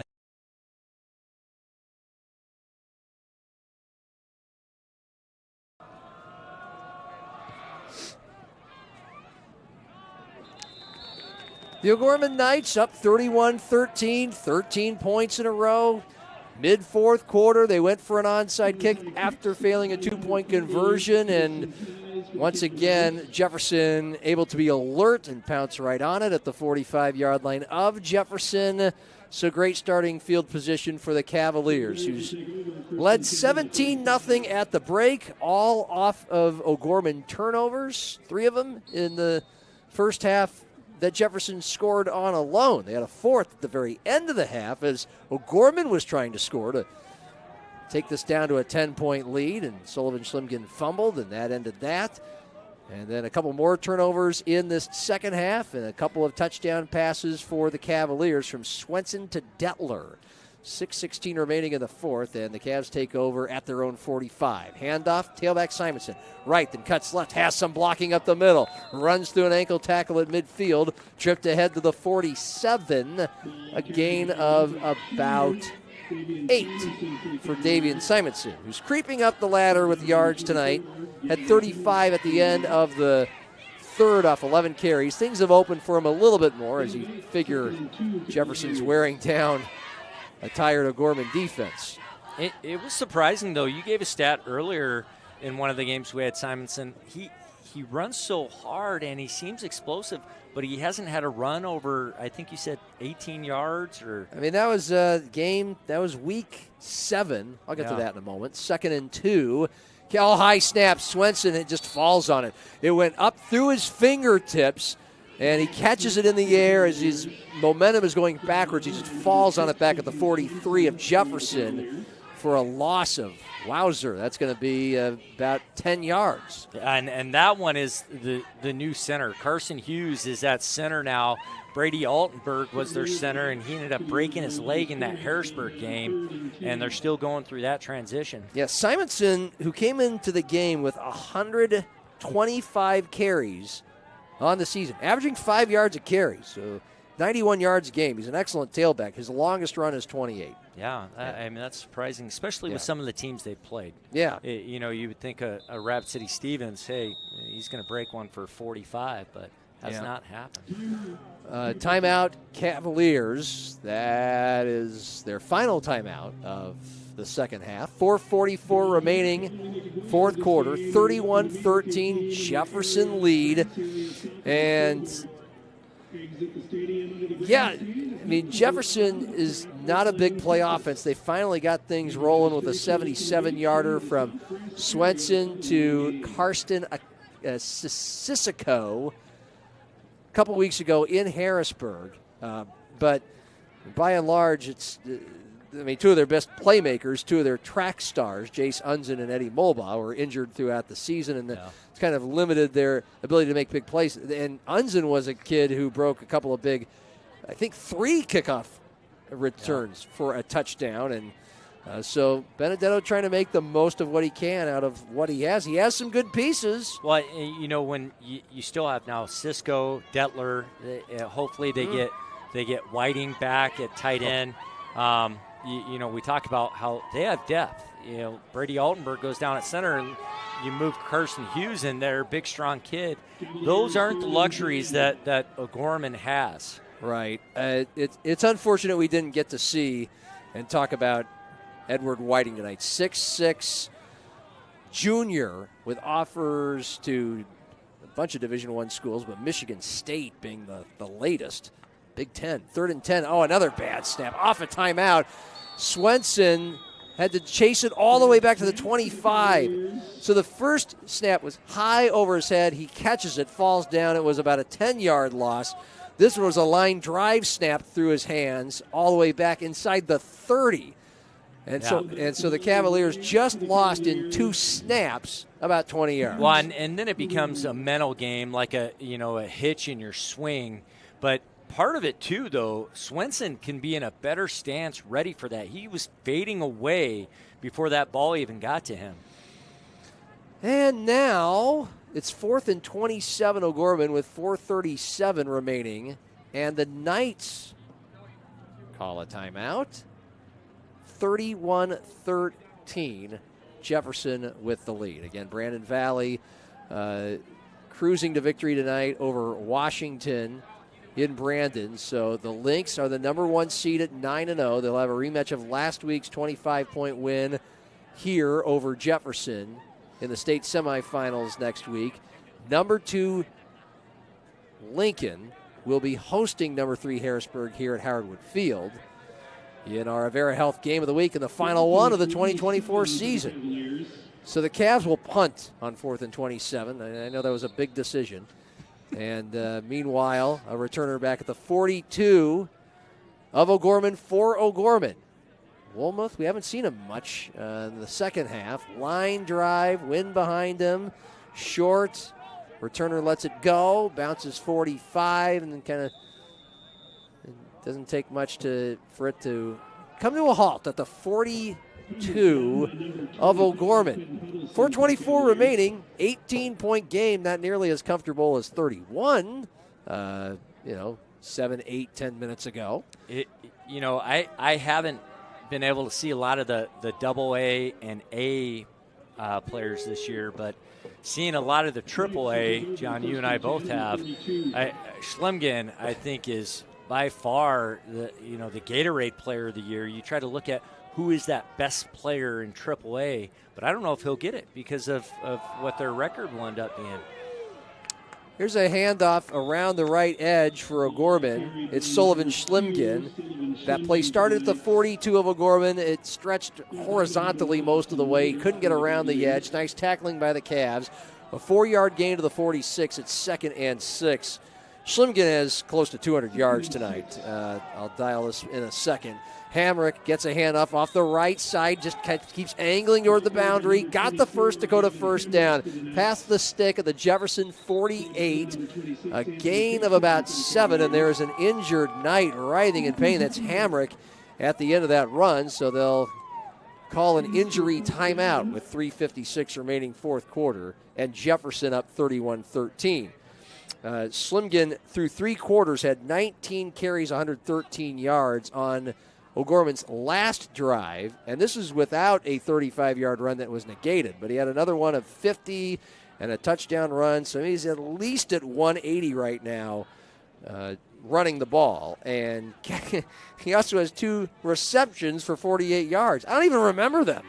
They were probably short passes that pretty much are essentially runs. So total yards tonight, Schlemgen is well over 200, and probably more like 220 or 230.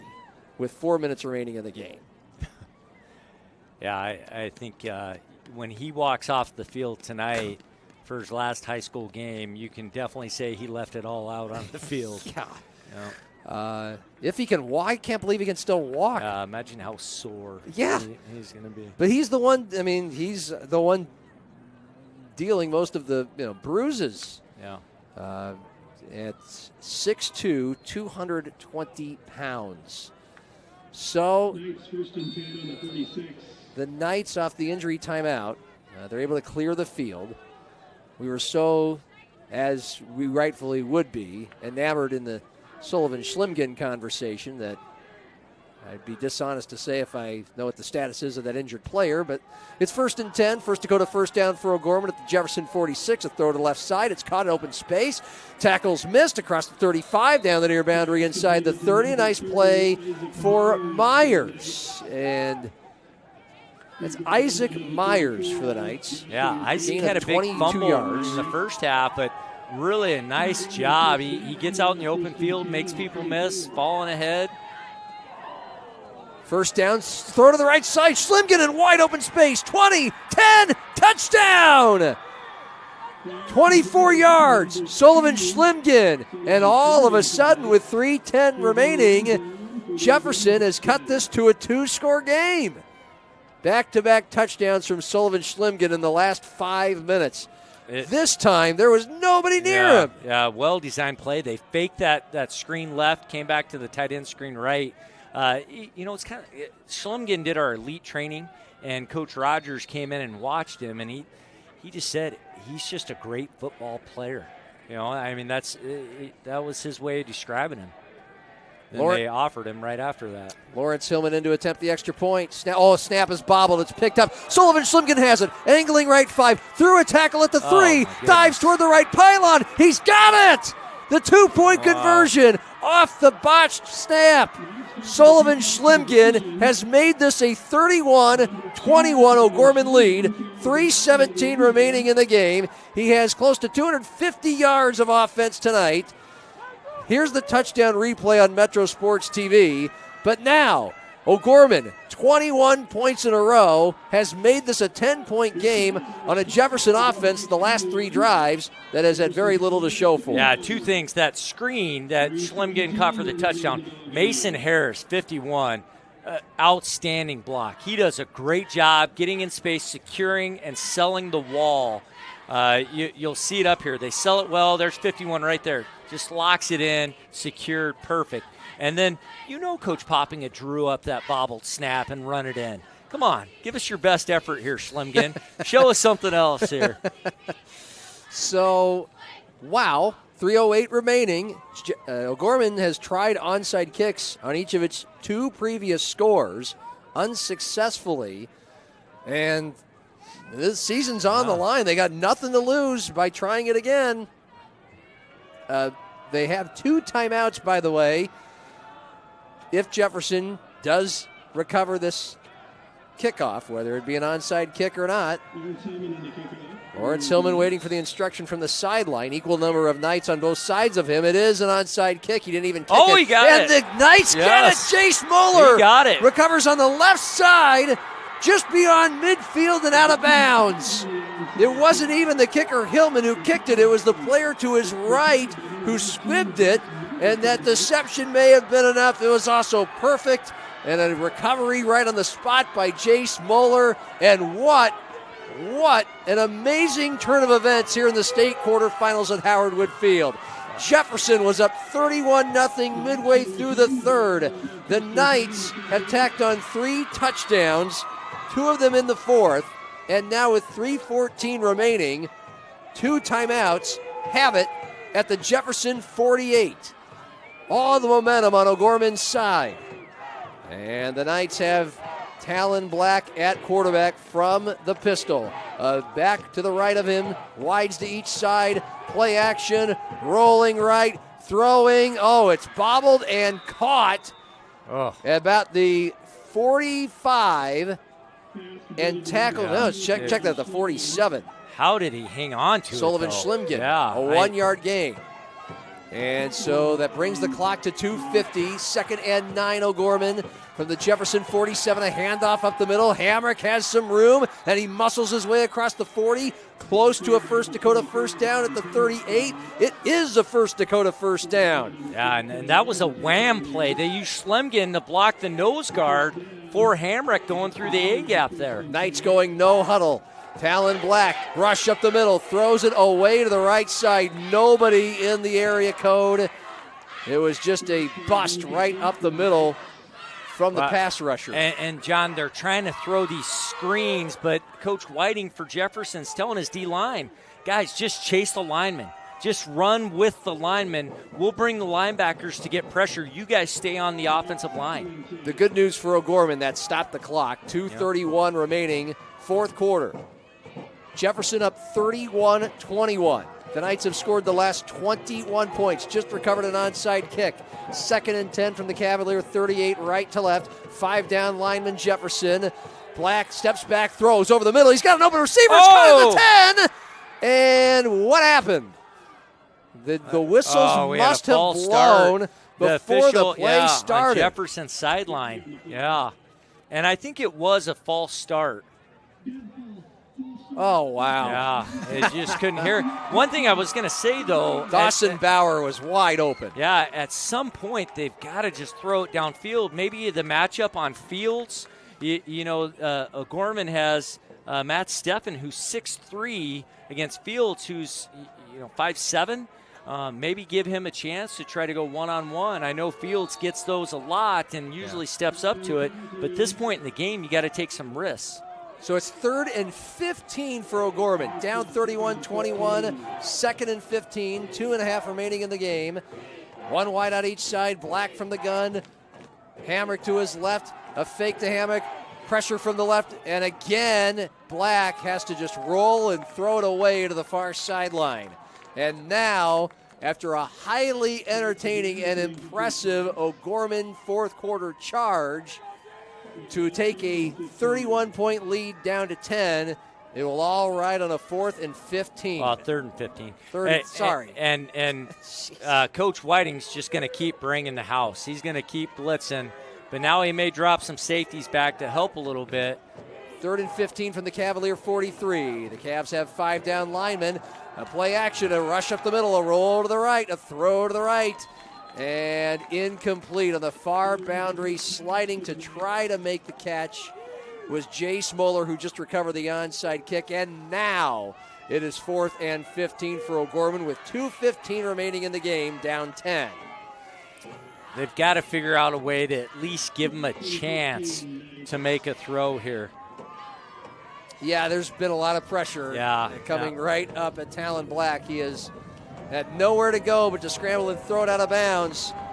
4th and 15 for O'Gorman at the Jefferson 43, down 10. This is their last gasp in this game, likely. Black, screen pass, left side, caught at the 45, angling 40, 35, but a big tackle at the 32. The ball is loose. You can't fumble it for first down, though, on 4th down. Oh, that was near the first down stick. He had to get to the 28.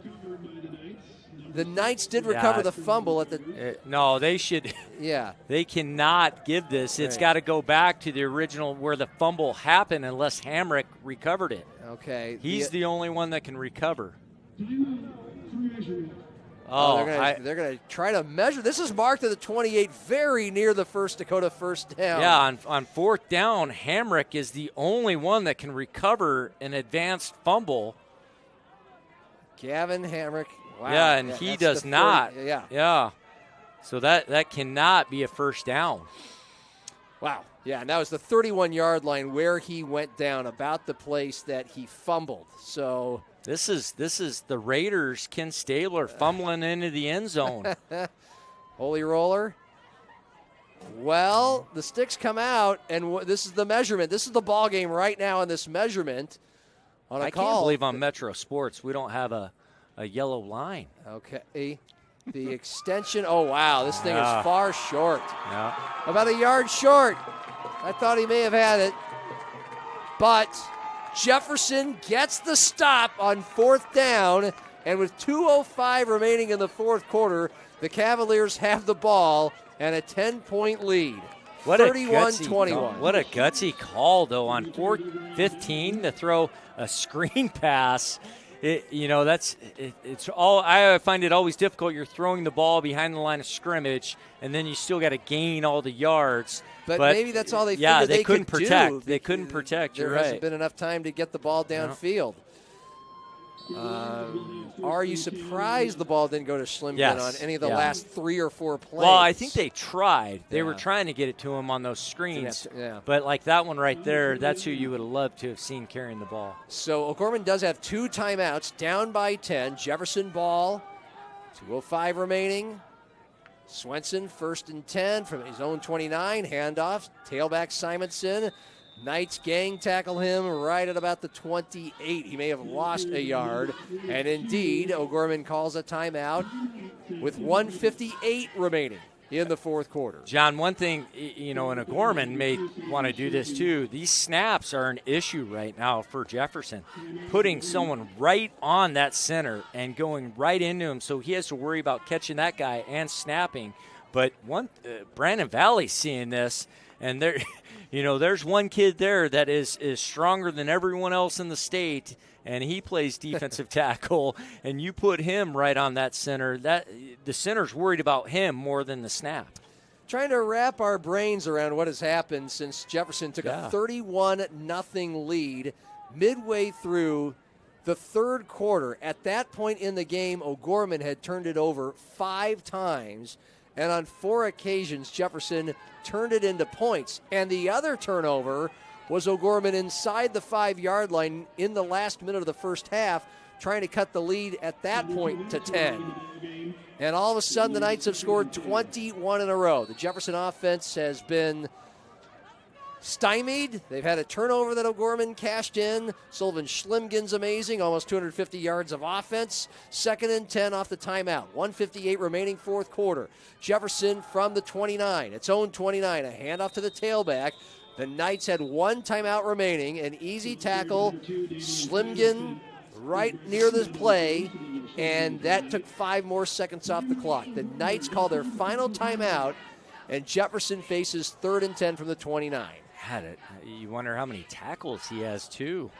But one more timeout even would be a big difference for O'Gorman. Yeah, we are only given the offensive individual stats up here. And sometimes I try to keep track of the stats as they go along. I can't quite tally up the tackles for you, but let's just say he has several. A lot, yeah. Let's just say he has several, and we'll have all the stats at the end of this game. I think we know who our player of the game is going to be. You and I had that crazy game at Harrisburg, O'Gorman, where Harrisburg just had to run the clock out, and they tried to throw a pass, and they threw an interception for a touchdown. Yes. Yeah. Noah Vandell, I remember it well. Yep, and that was a close game, fourth quarter, where the Knights, I believe, scored the final 21 points of the game. Yeah. And won 49-34 to get to the state championship game last season, where Lincoln was just the freight train, dominated the Dakota Dome matchup. Okay, 3rd and 10 off the timeout, $1:53 remaining. Handoff, and the Cavs just going to hand the ball off left side, and in fact, Simonson, they divert from the up-the-middle plays on the first 2 downs and try to stretch it a little to take a few extra seconds off the clock. I assume that's what they're doing. Yeah. 1:35 and ticking. Now O'Gorman is out of timeouts, down 31-21 in the fourth quarter. Jefferson is too. I mean, O'Gorman should really go after this. They should go after this and lay it all out there to block this punt. But Jefferson has no more timeouts. They can't run it down. They've got to punt here. Karsten Wilmuth, 4 punts, an average of 27 yards. He stands back at Jefferson's 14-yard line. There is a returner back for O'Gorman. He's kicking with a 10-mile-an-hour breeze. It's a sidewinder. It does not go far, and as it is just spinning sideways in the air. It wasn't shanked. It is down at the 50 after it landed at the 48 of Jefferson. A punt of just 21 yards. Now O'Gorman has to score twice. There's 57 seconds left. There's no timeouts remaining, but they have broken loose for some big plays in the fourth quarter to quickly make this game an actual game after Jefferson took a 31-0 lead. So the Knights take over. 57 seconds remaining fourth quarter. Both teams out of timeouts. Cavaliers up by 10 from midfield. Talon Black, the quarterback, and Isaac Myers is the back to the right of him. Schlimgen, the fullback, left side. And Black, plenty of time, stepping back, looking downfield, now being chased in the backfield, now trying to move up, now running to his right, now looking for the boundary, and he's hit hard out of bounds on the Jefferson 48. That is a play that goes for just 2 yards. It does stop the clock with 47 seconds remaining, but that took a bunch of time for a whole lot of nothing. I mean, he's got to throw. He's got to throw and give one of his guys a chance down the sideline here. So the Knights get the play call in from Jason Poppinga, the head coach. 47 seconds remain, 2nd and 8. They are down by 10. They're at the Cavaliers' 48. Far hash, right to left. Jefferson, 3-down lineman staying home. Bobbled snap, fake handoff, throw left side. Caught in the open field, Schlimgen 45, trying to weave his way through traffic, and then gets out of bounds at about the 38. Sullivan Schlimgen with a 10-yard gain. A First Dakota first down, stopping the clock with 39 seconds remaining, fourth quarter. But again, O'Gorman is down by 10. It's just frustrating for Coach Poppinga, though, when you got to pass and these are your best pass plays. You know, they just eat up so much time, too. Out of the huddle. The Knights have 39 seconds, no timeouts to work with. They need to find a way to score 10 points. First down at the Jefferson 39. And Talon Black steps back, plenty of time, not much of a pass rush, looking, everybody's well covered, rolling right, being chased from the left, and he just throws toward a bunch of players near the first down stick on the boundary, incomplete, at about the 28 where that stick is. 10 seconds go off the clock, and it's now 2nd and 10 with 29 seconds remaining. You know, he had Bauer open on the curl route. Bauer settled in the void area, wide open in the middle of the defense, but Black looks like he's looking at defensive linemen and not looking downfield, and deservingly. I mean, it's caused by the rush that's been in his face most of the night. 2nd and 10. O'Gorman, 29 seconds remaining, fourth quarter from the Jefferson 38. And a flag flies before the snap. Penalties have not been much of a factor in this game. False start on the Knights. Okay, fine, 2nd and 15. Now they're at the 43 instead of the 38. They still have a lot of ground to cover if they want to score and get an onside kick and have some way to pull out a miracle comeback win. They have one guy, Sullivan Schlimgen, who has the proven break ability to break a play, and he's in motion to the right side, but instead of throw left, caught by Myers, open field 40, 30, but he doesn't get out of bounds. He went down the numbers, got to the 30, a 13-yard gain, and now the clock rolls inside 20 seconds. It'll be 4th and check that 3rd and about 3 for O'Gorman. Black steps back, throws over the middle. It's incomplete. A flag flew as he stepped back to throw. That stops the clock with 5 seconds remaining in the fourth quarter. Yeah, they're going to call illegal formation. If he calls false start, then they'll get another play. But illegal formation, not enough guys on the line. And I believe that we have one chance coming from the Jefferson cheerleaders and students come, I think, a lot later than we figured they might have. 5 seconds left in the ball game, a 31-21 Jefferson lead when they were up 31-0 late in the third quarter. And so the Knights likely have one more play in this game. Okay, they put 6 seconds on. So 11 seconds remaining, perhaps 2 plays. But again, this, what does Tom Frederick, the excellent University of Sioux Falls announcer, say? This thing is over. It's just not done. Talon Black rolling right, throwing right, and incomplete. Far sideline at the 20. Knocked away. Great coverage. And there's now 4 seconds remaining in the state quarterfinal game. Jefferson up by 10. So it got exciting. It did. It kind of crept up on us, too. I mean, it was like we were kind of filling in and getting through things. And yeah.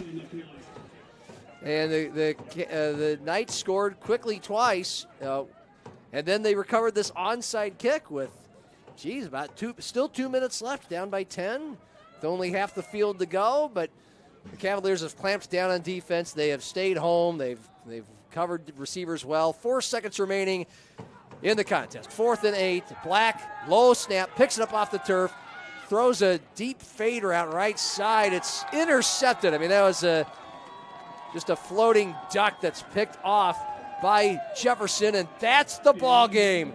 The Cavaliers sweat it out more than they thought they would. Ryland Moon's pick ends the state quarterfinal game and ends O'Gorman's season. Jefferson beats the Knights 31-21 to advance to next week's state semifinals against the Brandon Valley Lynx. O'Gorman's season finishes at 5-5. We'll have a post-game show with some stats, some thoughts from Curtis Riggs, our player of the game, and maybe a quick glimpse into next week's 11 AAA semifinals, all coming your way on the Avera Health Game of the Week on Fox Sports 98.1, Outlaw Channel 13.2, Metrosports.tv, and DakotaNewsNow.com.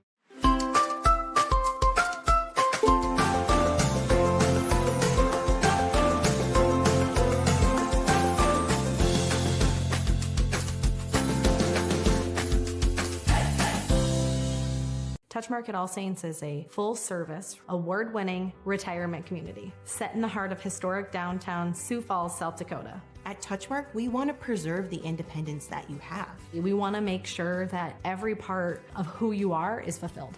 I would recommend this to anybody. I think this is just a great way to spend your retirement years. At the end of the day, we're here to live the full life.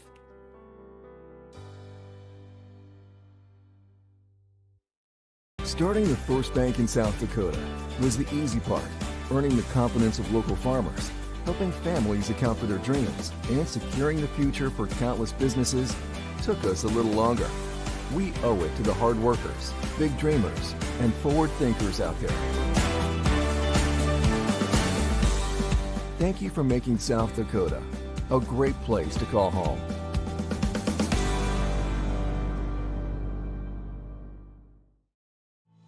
In nursing, where you work matters.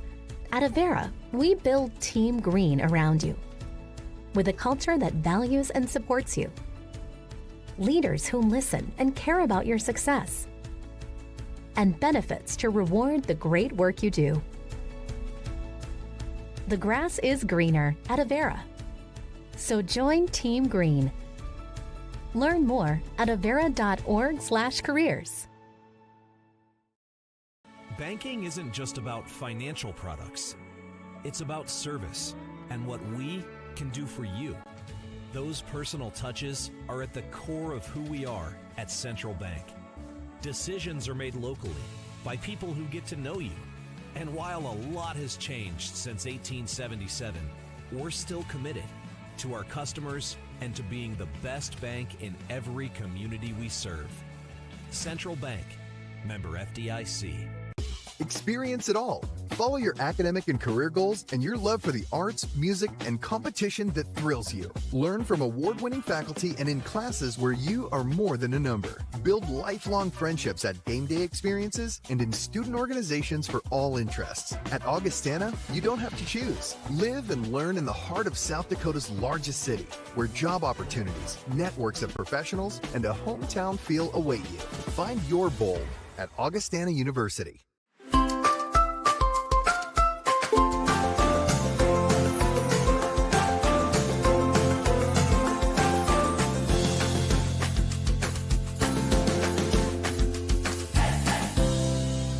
Dakota News Now at 9 on Fox Sioux Falls. Your first and only local news in primetime. 1 hour to focus on the headlines of the day, plus breaking news as it happens. 1 hour to provide in-depth coverage of the biggest stories, alerting you first to what impacts you and your family's safety. 1 hour to give you a more detailed look at your first alert forecast, updating you every 5 minutes so you can prepare for tomorrow's forecast tonight. Dakota News Now at 9 on Fox Sioux Falls, your first alert station.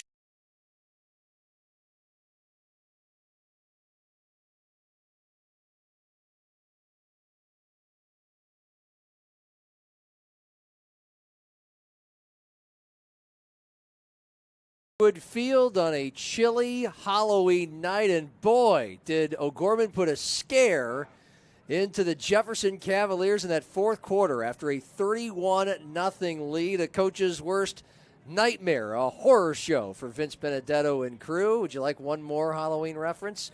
The Cavaliers, though, are able to have plenty of insurance for a 31-21 win. Welcome to the postgame show for our Vera Health Game of the Week. The Cavs move on to the state semifinals next week against the number 1 seed from Brandon Valley, who rolled the victory today in their quarterfinal game against the Washington Warriors in the 1-8 game. The other two winners in the quarters, it was chalk. The number 2 seed Lincoln Patriots with a 44-0 shutout over number 7 Rapid City Central, and it was the Harrisburg Tigers 63-6, the number 3 seed walloping number 6 Roosevelt.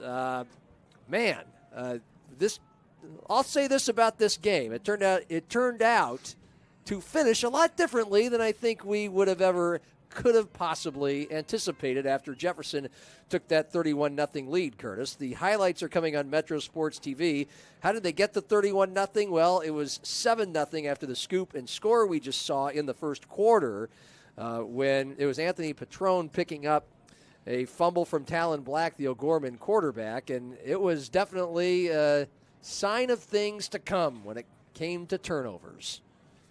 Well, 5 of them for O'Gorman tonight, and 4 of them Jefferson scored on. That ultimately is the difference. You're right. I mean, the first half, it was the turnovers that allowed Jefferson to go into halftime with the lead, and also, be just catastrophic for them. It seemed like O'Gorman should be up 21-0 at half, and they just couldn't finish any drives, and they continued to turn the ball over and keep Jefferson in the game. O'Gorman had 210 yards to Jefferson's 93 at halftime and trailed 17-0.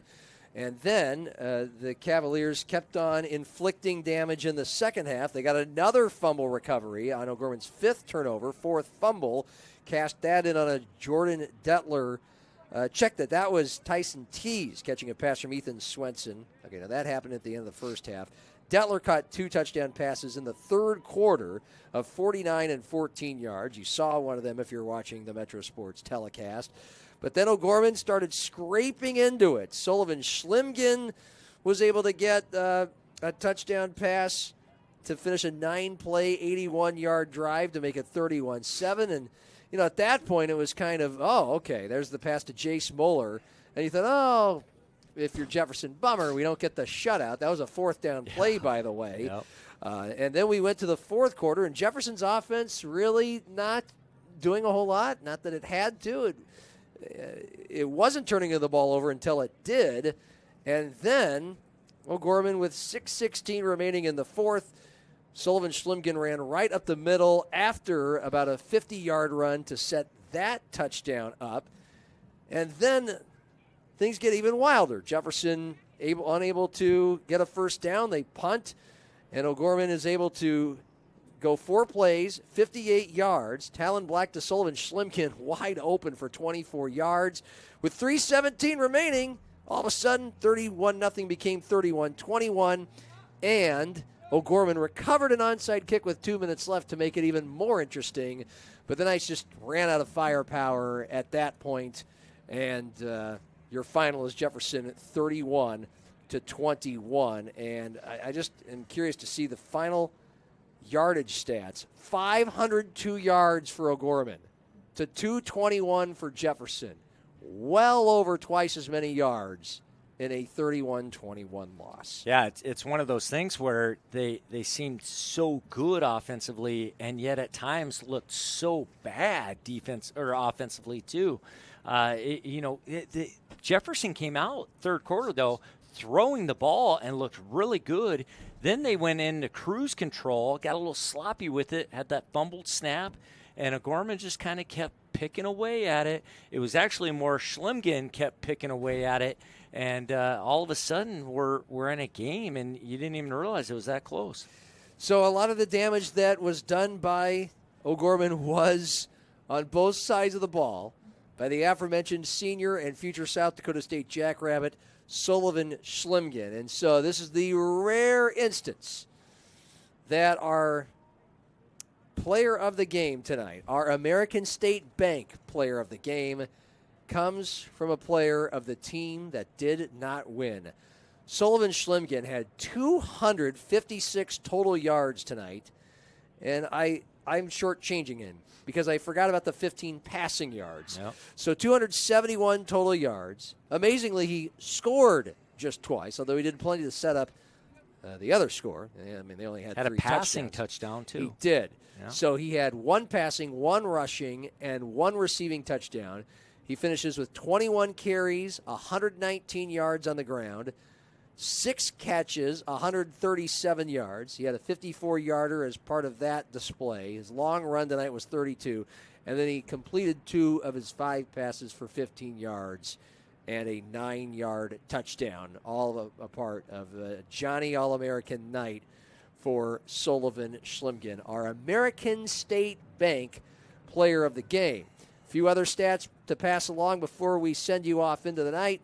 Talon Black, 16-27, 283 yards passing for the Knights and a touchdown in a loss, while Ethan Swenson, efficient as ever, 12 of 19, 139 yards, 3 touchdowns, and no interceptions. Quick preview, quick glimpse, Harrisburg and Lincoln next week in the semis. Yeah, I think it's going to be fireworks. I think the thing we're going to see that's going to be different, though, the defenses are going to be a little bit better with the tackling, and teams are going to have to attack downfield to make plays offensively, and that's going to be different for Harrisburg.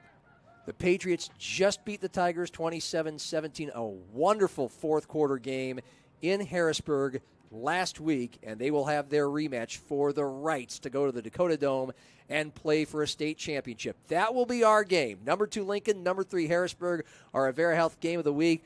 Kickoff yet to be determined, but we're going to anticipate 6 o'clock next Friday night. We go back to Friday night and a 5:30 likely start time. Check your local listings, as they used to say. Are there any more local listings anymore? I don't think those exist.